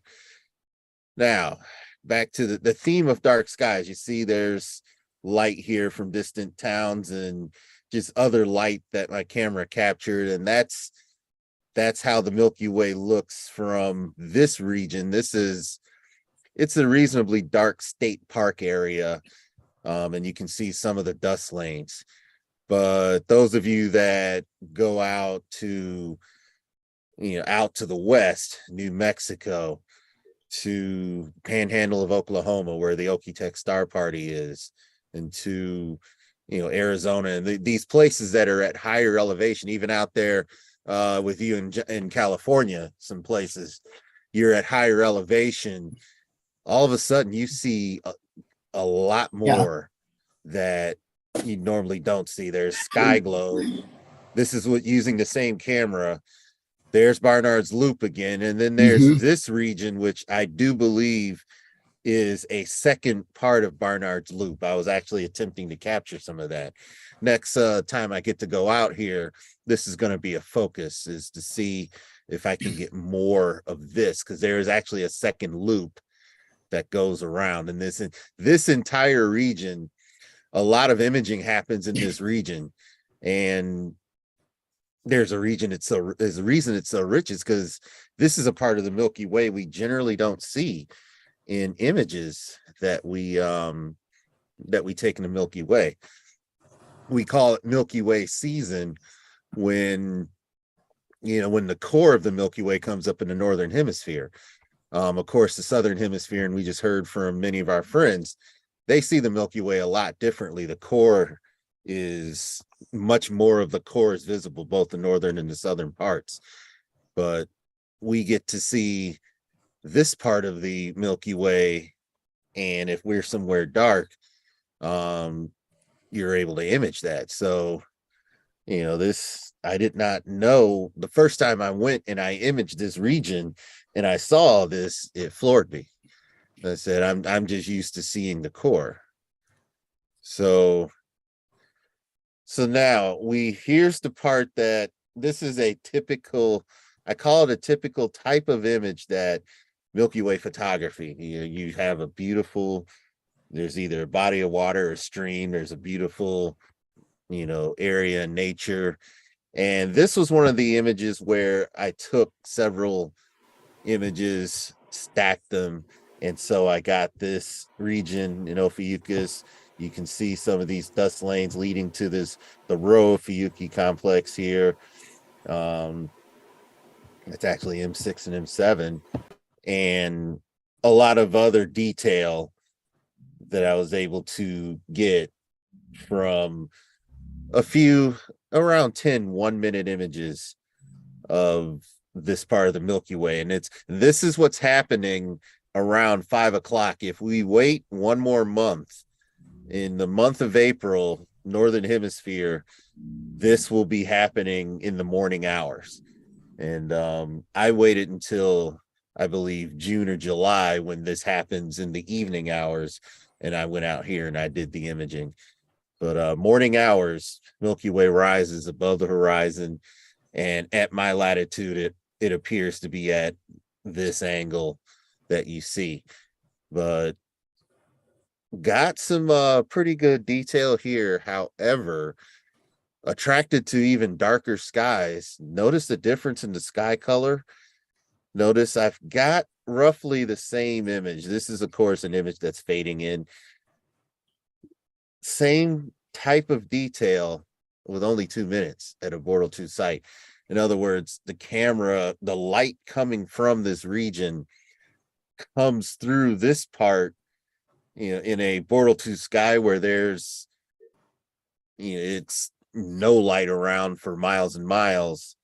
The sky just opens up for you if you wish to image it, and more detail is possible. So if I do this for 10 minutes, I can get more detail, but I have to be careful not to blow some of the highlights out. In a lot of Milky Way shots, Body's window, which is this region here, it's a bright region. It's one of the few regions where all of these dust clouds and things are not impeding our view towards the center of the galaxy. So a lot of study was done here looking for stars with planets. Basically, the search for exoplanets happened in a region right up here. And in a lot of Milky Way photos, that region tends to get blown out. I can't say that this region isn't necessarily blown out here. If I zoom in, we would find out. And here's the Sagittarius star cloud. And then this region where M11 is actually around here. It's around here. It's this dot right here. This region gets blown out a lot. There's regions of the Milky Way, it can be very bright. When you see this dark nebula, it's a telltale sign that you're somewhere dark, or you've imaged the Milky Way from your location long enough to where you're starting to pick up this dark nebula. So the darker the site, the easier it is to get all of these wonders in the sky. Now, this part of the presentation, we talk about seeing it naked eye, and that's a lot of, before you take an image, you have to be able to see it naked eye. If you can't, then you're guessing at where, your target is. And, this, I think for the rest of this presentation, we're using the Milky Way. It's one of my favorite subjects. The galactic core is what we're focusing on now.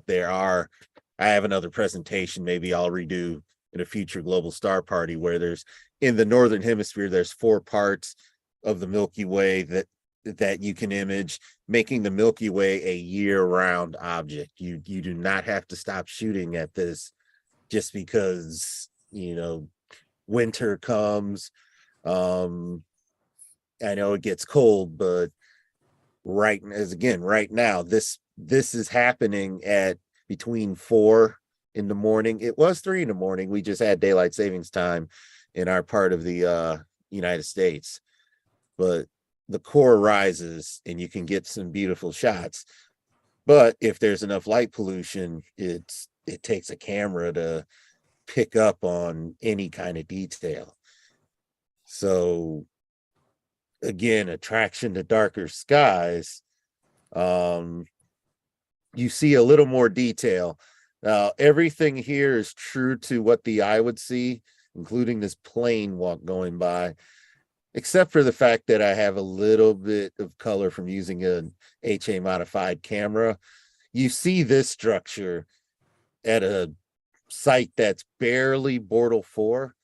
You can see some of this. It disappears right here. You just sort of see this part known as the Crazy Horse Nebula because it kind of resembles a horse. You see a little bit of that structure. You can see kind of this region, this kind of a triangular region here that marks where the center of our home galaxy is. You may see Messier 8 in a camera image. You definitely see it. But if you notice this rift here, the Cygnus, part of the Cygnus rift that goes all the way through, blends in with the night sky. There's actually stars that are visible here. And it seems to blend in with the night sky when you're looking at this naked eye. And it just looks kind of like 2 branches going this way and that way. And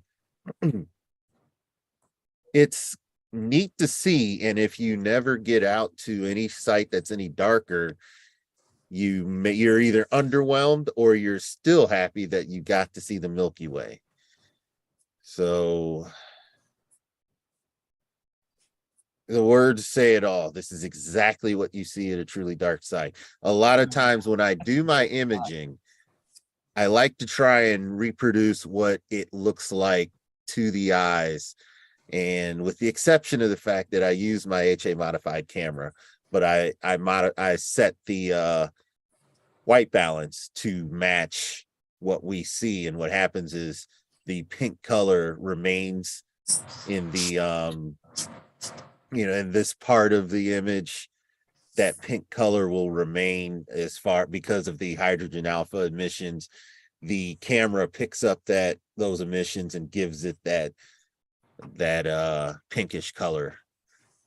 But then the rest of this is essentially what you see. You see the dust lanes, and you actually see dust lanes heading towards behind the mesa here is Antares. You see those in the sky. All of this is visible. And it's an amazing sight when the Milky Way comes out at a dark sky. Taking a picture of it, you could, because it's dark enough, you really can't just snapshot it by holding the camera. It's not quite that bright, but it is bright enough that without using a tracker, give it maybe 10 seconds with a fast lens. And by fast, we mean an aperture of f1.4, f2.8, 10 seconds, and you have a shot like this. Milky Way photography on all sides, and I didn't include it in this set of slides, but other regions of the Milky Way show up just as easily. And again, there from this latitude down here in Oklahoma, a couple of more nebulas show up that are in Scorpius that you don't see unless you catch the Milky Way at the right time coming up. And so, you go to Okie-Tex Star Party? Yep, that's where all my darkest images. Oh yeah, yeah. This is from the Okie-Tex. Actually, I can do this. I can close down, and this is from Michigan, Alcona, and this is another angle in winter of the Au Sable River that we have. It's a reasonably dark site, and definitely recommend going there if you go to Michigan. Can we catch a lift? Can we catch a lift with you one of these days?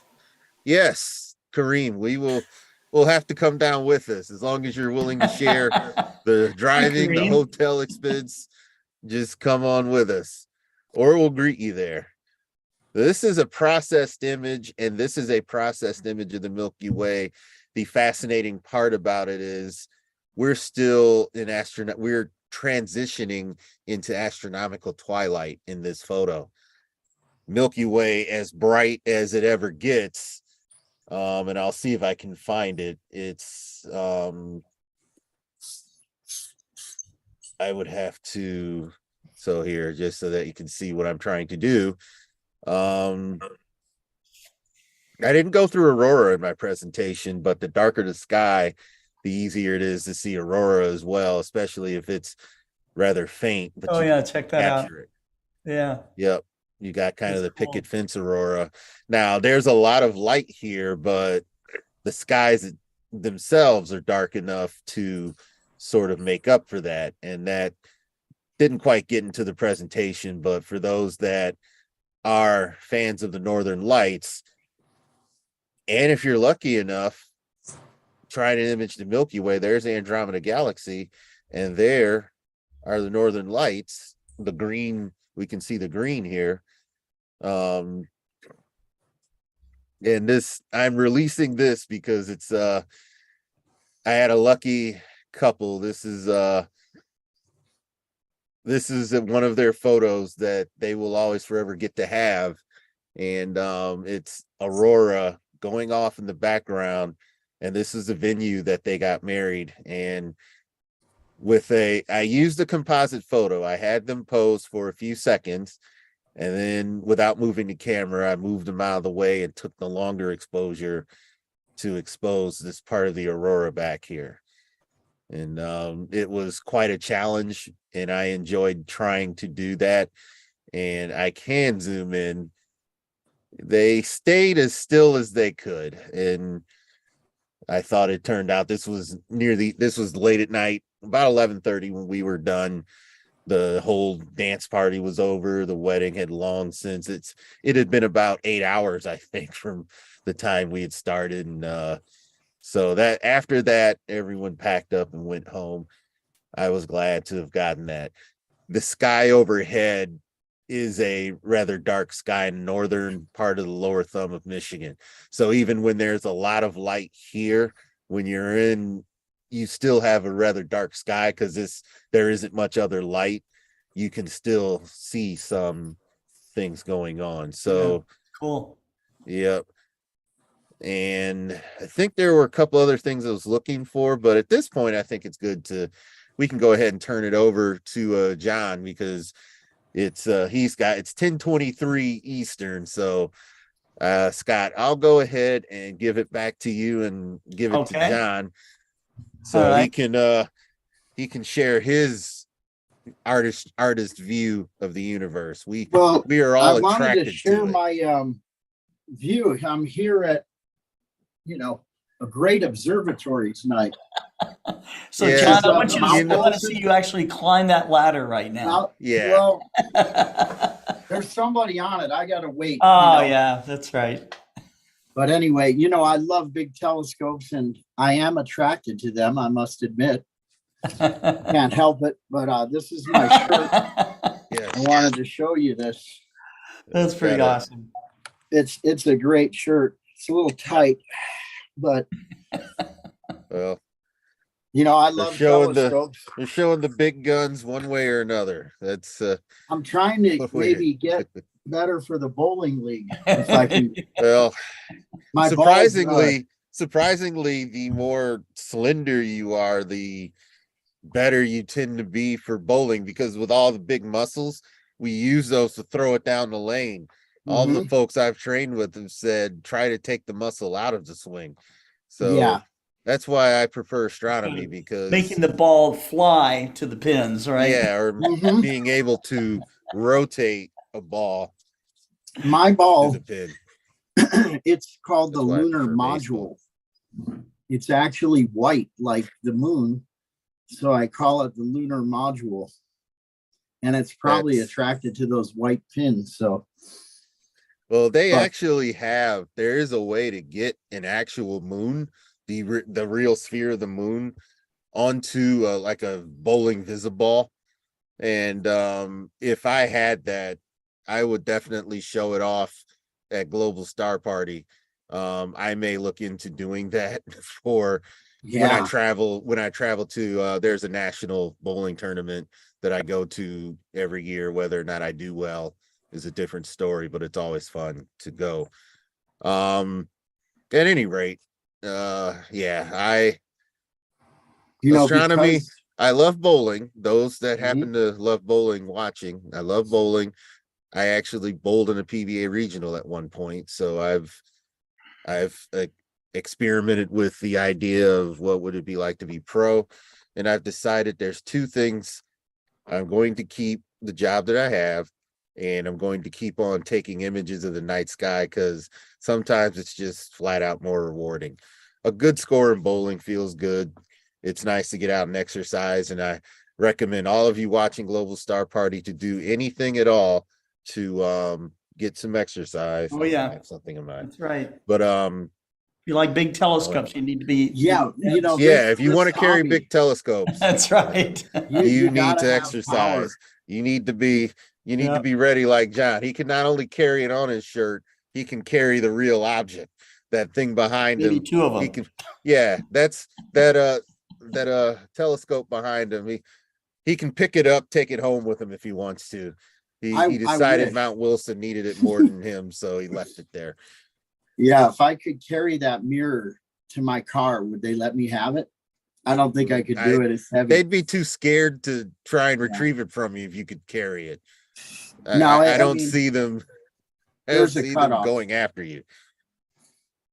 At some point, you've got to relinquish to the aperture size so you don't hurt yourself. Yeah, that's you look at all the perfectly good telescopes on your desk, Scott. You've got the spotting scope behind you. You've got one G11 next in the to background. You. And then you've got the this there was real a little G11 refractor in the background. It's not there right now. Yeah, where did it go? It's in Armenia is where it is. Oh wow, beautiful. And we ought to make mention. You've got the path of annular totality for this year on your screen, and you've got the path of total totality in the back of your screen. Those of you, there are people that are starting to want to know about what to do about the solar eclipses coming up. It's time to get your solar filter stuff. We're already we received 2 huge orders today for eclipse glasses. I'm talking about thousands and thousands of eclipse glasses per order. Okay. So because the city, Arkansas is one of the states that the total eclipse will come through. So the state parks are getting ready to place their orders. There are also, cities, Colorado, Dallas, and so many people are going to see this total eclipse coming up in 2024 that it will absolutely be more people than that witnessed the 2017 total eclipse. Maybe by double. Okay, and that was and you know what? By NASA as being the greatest science event in human history. Well, this one in 2024 will have a broadcast. Yeah, and I think a lot of it there's going to be second time viewers that got the chance to see the first one. And were completely mesmerized by it. I was one of those, and that it was a wonderful experience, even more wonderful by the fact that my children got to see it with me. And I told them both, look straight at the eclipse. Once it's covered, you know, one of the magical moments of a total solar eclipse is when the moon fully blocks out, like my hand here, blocks out the sun, and the corona becomes visible around the sun. It is a beautiful thing. Unfortunately, my photography chops were not where they are now. These days, the plan is to look at, if I'm in an area where it's not cloudy, the plan is simply to look at the eclipse, enjoy seeing it, take a few handheld shots. And then, you know, I have a solar filter actually that works for my big lens camera. Take a few shots, enjoy it, not do too much.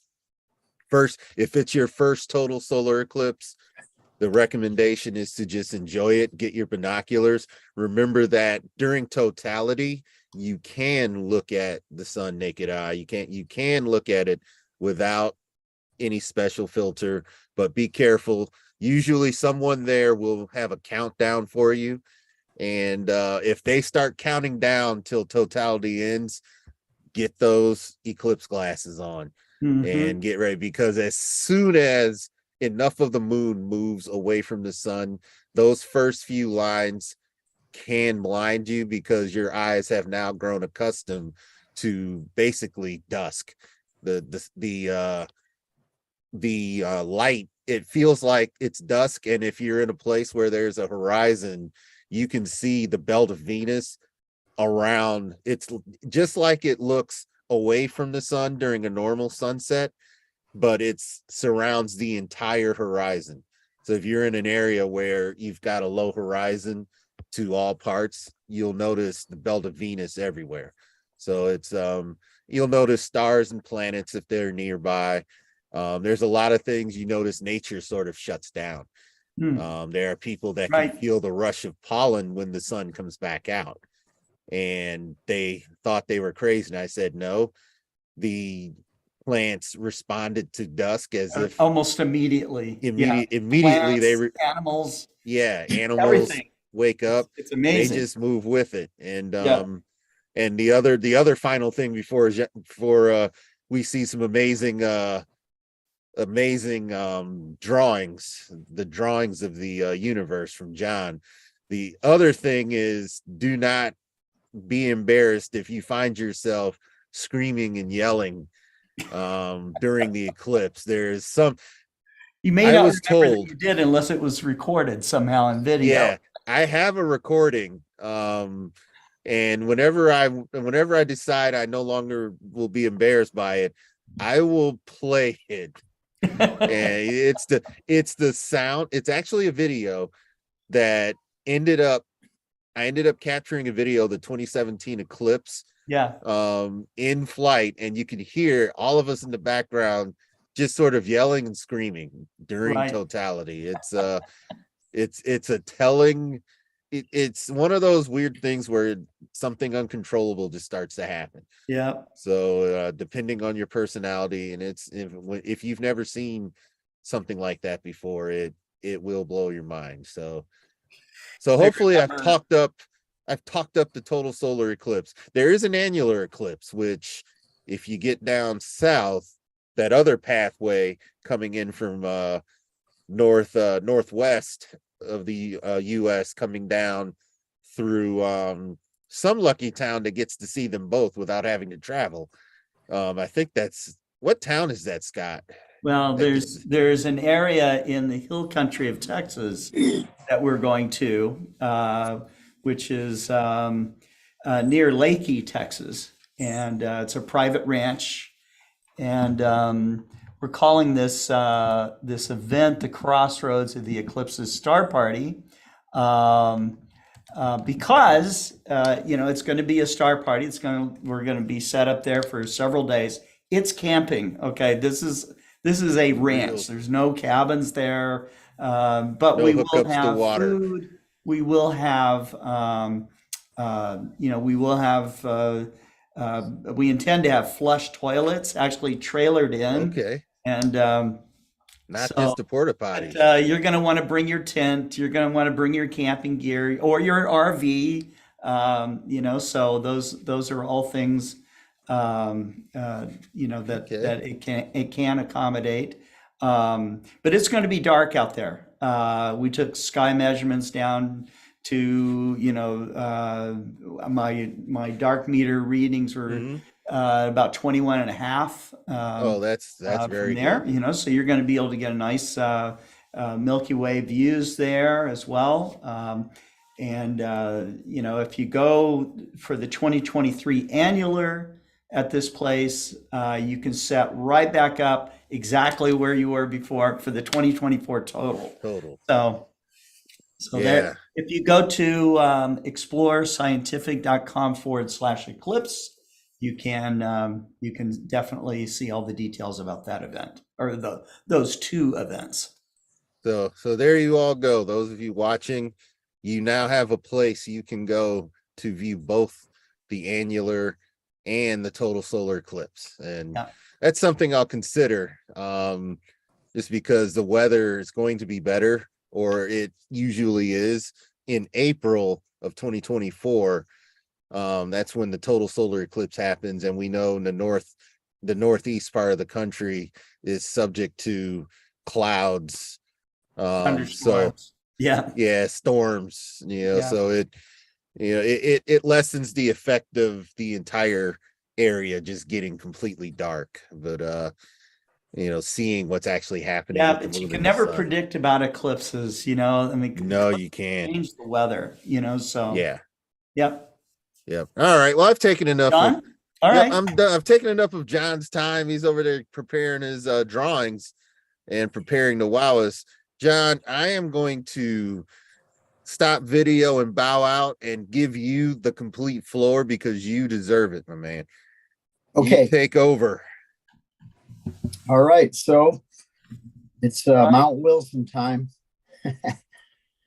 I was preparing a couple images to start with. So yeah, where is that eclipse going to be going through exactly? As far as California is concerned. As far as California is concerned, that you will not be anywhere near the path of totality. Right. I think I have to go to maybe Colorado. Santa Fe is on the path, San Antonio. This is the annular path, okay? Okay. It will go through the Pacific Northwest up there. But the April 8th, 2024 total eclipse will come up through Pacific Ocean and then cross across Mexico and then start coming up through southern Texas and then arc across, the eastern seaboard. So. Okay, good. So let's start. You all set? Yep. So here's some views. I think this could have been our star party, the one we went to. So when the moon was out. We do. We typically do a Mount Wilson 60-inch star party each year. So this is the dome, and you can actually see some stars through the opening, and they have red lights. It's a real great event. It's a monster telescope. Being attracted to big telescopes, it really and there's 5 feet across. Yes. Yeah, 80 foot high, I think. But there's a lot of beautiful. Oh, sorry about that. That's a Venus with a flower that I did with a star. Yeah, that's a Venus actually, and I used the rose. That is Venus. I see. Yeah. Sorry about that. Anyway, this is some of the things you can see through that telescope. This is a planetary nebula called the Blue Snowball. So this might have been actually from our night. So I went there a couple times. It could have been. Here's another one, NGC 6826, the blinker. It does not blink in that telescope for some reason. But enough light. Yeah. And that has quite a dimensional feel, the way that inner lobe is around the neutron star. It's pretty cool. That took quite a few hours to get along. Campbell's hydrogen star fits right in the background tonight. Yeah, that was a real neat thing to see the color of that star. It's it's just, you don't even really see these things unless you know where to look. Right. That was our Jupiter. This was from Scotch night. The seeing wasn't, I mean, it was good. It's always good there, but so that's actually one of the moons. I think it's Ganymede. There was a little detail on it. Can't really see it, but that's Mars. That was from another night through the 60-inch. There's a showpiece, Saturn. This was cool. I mean, the view through that telescope, when you see it and it snaps in, it looks like that picture better. And you start to understand why Mount Wilson observatories are where they are, because the seeing quality is so stable there that you can get remarkably sharp images of planets. M13, that thing looked like somebody dropped a whole thing of diamonds on velvet. It was really amazing. Oh, yeah. That was a mind blower. You can't even fit it all in with that. It's so much power. That is the Saturn Nebula. That's another view we can get through there. That's another dead star. This is, I was walking my dog again, and I saw these beautiful flowers. I had to take the picture because I saw the heart in there. That's cool. And I gave these to my mom, you know, just to brighten her day. Yeah. And I will be honest, I did have to put a few flowers in there in the lower right, but just to connect the dots, you know. We don't want we'll call that broken. We'll call that heart. another version of the Heart Nebula. Yeah. That was a great view. We were looking at the moon and Jupiter. This is exactly where we were with Scott. That was really good. It's a great shot. So I've got a few more if we have time. So yeah, that comet, I really want to get to that. Not comet, the eclipse, the total eclipse. Hey, there is a new comet coming. I'm not sure. Yes, there is. Yeah. Is it going to be good, or has anybody heard? You know, there is talk about it being extremely bright. Awesome. Yeah, that happened with E3, and mileage varies with. I know mileage varies with comets. John, are you meaning to tilt your camera up a little bit, because we're just seeing like the bottom of your chin? We're seeing the bicep. There you go. We're seeing guns. That's there he is. Yeah. Well, I apologize. GSP, welcome to the gun show. I don't know. I thought maybe that's part of the effect. I'm just trying to get a break here. You know. That's all right. This is the gun show part of the GSP where you're large in stature, but you love astronomy. There's a place for us too. I'm trying to build a heavenly body here. Let's be real. I'm just trying to eat healthier foods and I mean, it's a work in progress, like everything. You know, that's what's beautiful about life. Is you have plenty of time to get yourself in order, God willing. That's right. But and with good support in this hobby, people, they don't even know how wonderful it is. But after 3 days, you can put yourself in harm by not getting any sleep. So, but we got. I know that very well. The solar observers always get me because they go, well, I stayed up and looked at yours. Now you got to look at mine, and I'm like, oh, it's rough. It's tough, but you gotta be able to hang in. Good exercise. That's right. So this is a view. We've been getting murdered here with rain and storm after storm. And, it could get depressing, but I take my little sneak moments to get the dog walked and get out or, look through a pair of binoculars if I see something really good. And it was really crisp with these clouds moving through. And then, so I did this piece based on that. I've done Orion quite a few times. The constellation as well as the nebula. So I'm getting pretty good at them. But this one is a sketch. And then notice the baby Orion Nebula. See it? Oh, yeah, very well done. And it has wings, little hydrogen region. And the clouds moving through, and I added some color, very faint color for the stars. I could see some red Betelgeuse, it could blow any day now, they say. I mean, that would be a show. Brighter than the full moon for what, how many months? Yep. Book Baby is watching on YouTube, says, dude, I'm jealous. Great sketch. Yep. Oh, thank you.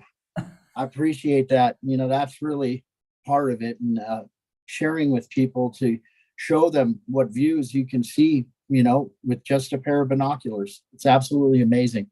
Yeah. This was the comet through binoculars from my Hawaii trip with my wife, our anniversary, 31 years.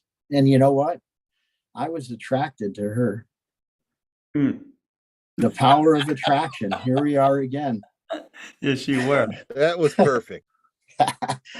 I do love her, but you have to have a good woman behind you in this hobby, because, it takes time and the equipment. It's a little costly here and there. Look at this. This is from Wilson. This is our lunar view. That's really good. Yeah, that was the shadows were just incredible on the Terminator. And what the Terminator is, it's a term we use where light and dark terminate. So usually there's some great highlighted features right near there. So if you're looking to draw or even observe, those are good areas to crank up the magnification, and you can get some really nice shadow patterns and a beautiful blending of colors, subtle grays and earth tones, just amazing. And that view was like no other, I'll say that. When you look through that 60-inch, and to think Edwin Hubble looked through that, and we're looking through it, that's just mind-blowing. It's an honor, to be honest. Yes. Yeah, That was considering the fact he did the same sort of sketching that you did, and that's the kind of view he had, so he was able to get the kind of detail that he got. So you're showing us exactly what that was like. Yep. And maybe even better. Look at that Trifid. This is actually one Mirko did for me through my 28. So we tracked long enough at ZWO camera 1600 through the 28. I think we did 15-second shorts. That was about all we could get. But I'm proud of it, and the colors are beautiful. So I thought so I'd that's share his. that. So that's an actual astro image. That is yeah, his sketch. That's no sketch. If I could sketch that, boy, I'd have to be in a spaceship. But maybe they'll take me that aboard. is a beautiful shot. M20. If they are real, I would just think, of waterfalls, calm thoughts, and will you please take me somewhere so I can see it up close? This is my little buddy, Boss. He always photobombs me, so I just had to show you a couple. This is a mock-up of my M87, is it? The elliptical galaxy. With the jet coming out of it. Yes. They're going to take all these telescopes. They've already done this with our black hole in the center of our galaxy. And from all around the world, they've combined, telescope images interferomically, and they've created essentially a telescope that's almost as big as the Earth. So the more that come online, the better it'll get. But they have a live view of our central black hole rotating, the real view of the horizon, the event horizon. And then they're going to try to get this one. This one's much more complex. They're going to, try to use the same theory as they get more telescopes, and hopefully it'll come online and they'll be able to see that one of the most massive black holes ever. Just insanely powerful. There's the one I was showing you. He's always with me, my little buddy. Here is my M51 that it's like I've done this, I would say 15 different versions. So I'm getting better. And this is an actual more of an eyepiece view looking through my 28 or a 32 inch, actually both. And, you know, with these telescopes, you would think because they're so big that you would be able to see like, you know, astrophotographic detail. But your eye is catching photons that left 27 million light years ago. And it is so faint. And by the time it hits your eye, it's been traveling a long time to get here. So you're actually looking back in time. So that, yeah, it's amazing. It just blows my mind. You know, like the stars you see right there. Okay, let's just say we could touch those stars, right? It's just imaginary. Let's say you could reach out and touch those stars. And, you know, the galaxy looks like it's not that much further, right? But that thing is so much farther that it's incomprehensible to even think about reaching the distance to that galaxy. Let alone those stars. Yeah. And yet they're pretty far. It's amazing. And so, yeah, this is a good accomplishment for me. This one, I really like the way it's coming out. And hopefully I'll get it done soon. Yeah, I'm seeing a couple of places where you the notches, you captured the star forming regions in there, especially one of those spirals near that second, you know, the second galaxy you drew. There's those knots. Those are some really detailed. At Mount Pinos, like I said, when you were talking about transparency and altitude and good air, you know, the air comes off the Pacific Ocean. It's quite steady and it doesn't get too chopped up with the mountains. It basically is onshore, you know, when it's just right, the conditions align, and this is the kind of detail. Yeah. Yeah, we actually see that in that. Yeah, I forget. I know if both transparency and seeing are good, and you get what you just drew, but that depending on if seeing is not good or if transparency is not good, how it affects. You know, you take what you get. You take what you get in this hobby. That's true. You know, it's hit or miss. You don't always get the opportunity. You may set up and plan on it, but especially what we've been seeing in the show up. What we've been seeing in the Northeast and Midwest, we call it the Midwest, but it's really the Mideast. Yeah, we've had more cloud cover, snow. We've had all kind of, like tonight is one of the first nights it's to be dead clear. So I'm sure there's going to be some imaging going on tonight, and the moon rises, you know, right alongside with the galaxy. And it's an image I wanted, but I think the moon's going to be a little too bright for me to pull it off. And I'm going to be a little too tired to try and drive where I want to go, you know, chasing those, attracted to those dark skies. Probably going to be attracted to more sleep tonight, but there's going to be, we got new moon coming up, and, you know, for me and you, John, that means we got stuff we got to get out there and do. It's not a want, it's more of a need. I'm sure you talk about attraction, the sky's clear and it's a new moon. It pulls you right out there to observe it, be a part of it. Sometimes it's just about immersing myself in the sky. It's, you know, it just feels good to be out there. Here's one I'm quite proud of. This is years of work, actually. That's how long I've been trying to get this thing right. And this is a tough one because you see how there's an outer ring on that? Yeah. That when you super expose this, there's so much stuff even further out, you know, that exploded. It's just, we don't see that, but that ring will make it look fuzzy. Like Probably it's the not best out of drawing I've focus. ever seen of that, though. That's beautiful. Yeah, this one is, of course, again, Mount Wilson was very helpful with this. Yeah. And I did some study with the 28-inch, but the only time I ever saw that spirographic detail, like those little lobes inside, is through the 60. You don't get that with the 28. And no, you only get that through imaging with a 28 yeah. and not seeing it. So that has to be amazing, just seeing it through that. Yeah, 60. the big scopes, Scott, someday I would love to get one of those giant scopes. Could you imagine? Yeah, I you'd mean, have an observatory class 50-inch or 65-inch 60-inch scope in your feet on the backyard. ground. Well, not on the ground, but on a short ladder. Yeah, Yeah, that's amazing what he can build do. them in less than a year. So yeah, you get serious about it. Let me know. Well, yeah, I got a hit. Gotta- I have attract the lottery.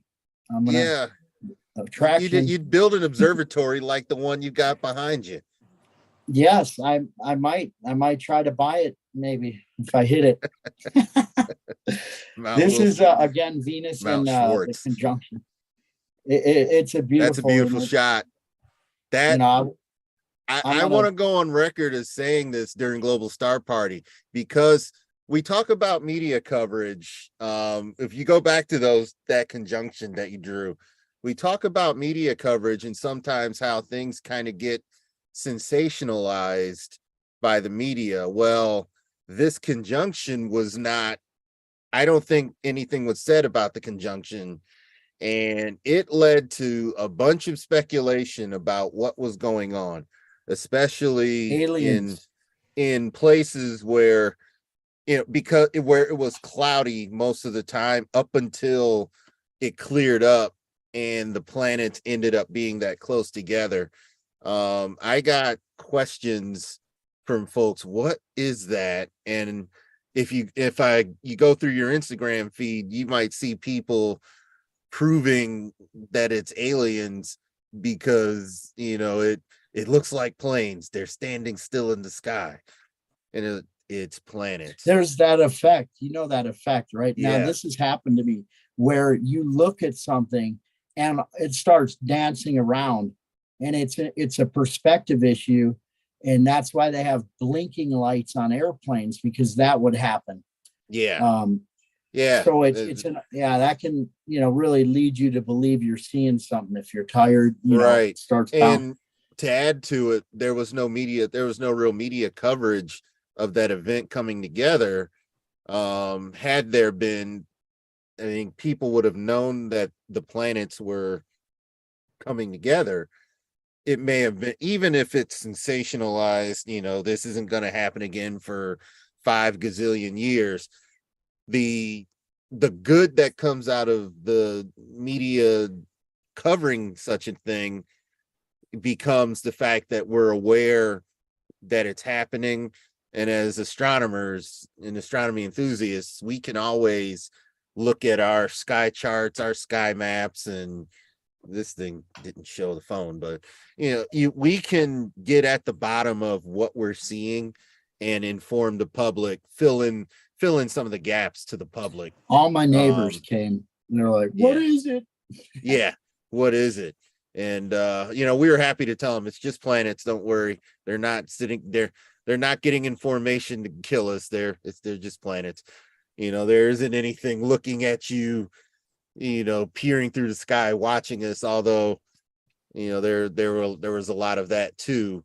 But it's okay to explain what's really going on, and it's okay for people to think what they're thinking, because the bottom line is there's an interest in astronomy, and it takes your mind off of all of the things going on. Every different country has an issue, a political issue to deal with, or a real struggle. And if you're Russia or the Ukraine, you have real war still going on. The night sky can take your mind off of that. That's even right. If for a few minutes. That's right. It gives you a perspective to really let you understand what's important. So yes. And now the beautiful moon. Oh, sorry. I Yeah. can go back.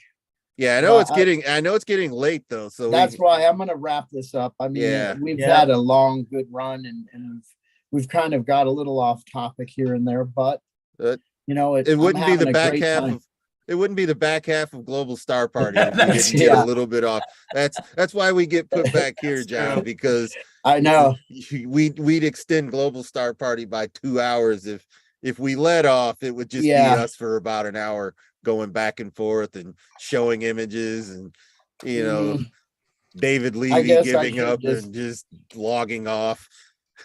It wouldn't be as good, but they don't stay as late for us. But no, that's okay. I mean, that's okay. I don't mind.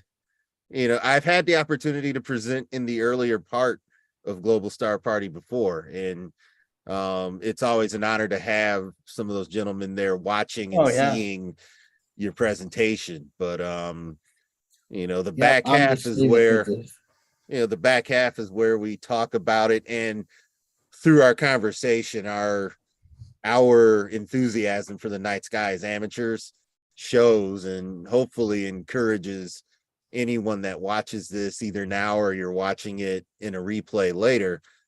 Astronomy is something worth being a part of. It's worth being a part of this community. It's one of the great things. It's one of the great things about living. Even learning your cell about phone, your universe.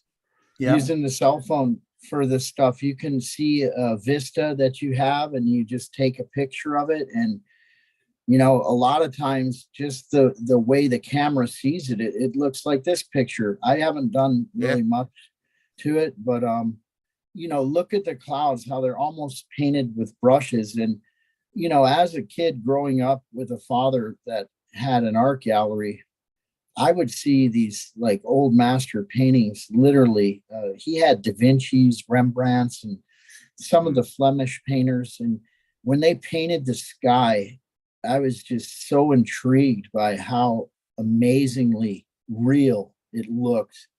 And it was a big theme in art through history is painting the heavens.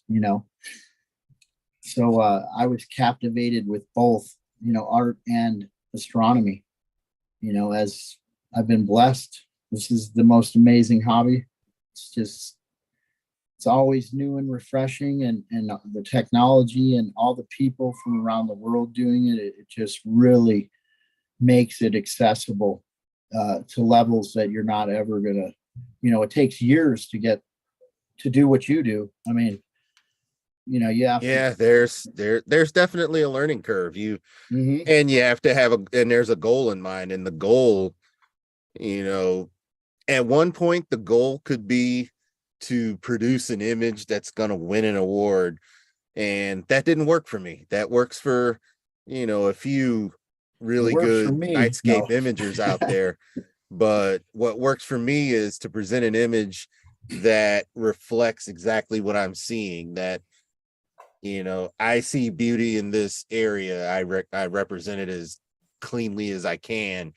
And not only do I, when it comes to the Milky Way, not only do we take pictures of it, but be able to walk up the whatever part of the Milky Way and start talking about the regions that are there. What's that H alpha region called, or what is it? It's not just, it isn't just a pretty background for me. It tends to be the star of the photos, or the way that when you see that in real life, like what you capture, you have to be out in the middle of nowhere at like hours that are, and you're there and you're like, I've got to show somebody this. This is amazing. Oh, there's plenty of times I've just stood there and just went, okay, how am I going to capture this?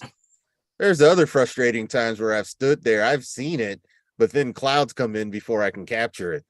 So I just stand there and okay, and guess no one else gets to see this.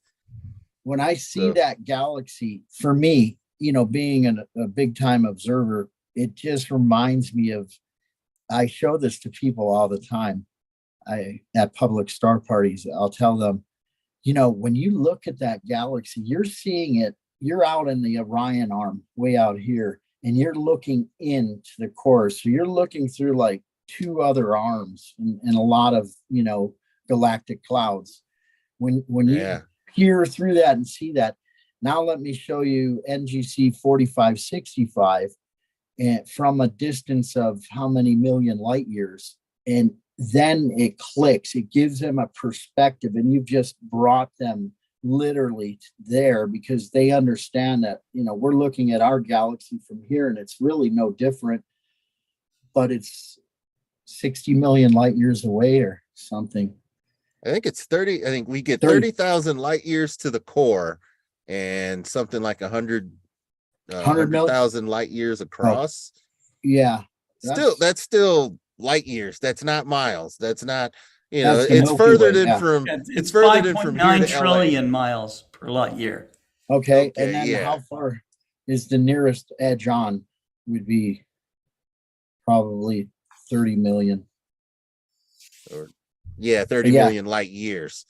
Yeah, it's amazing. And that then, it's Andromeda is a mere 2.4 million light years, which is still further than it is from here to Los Angeles.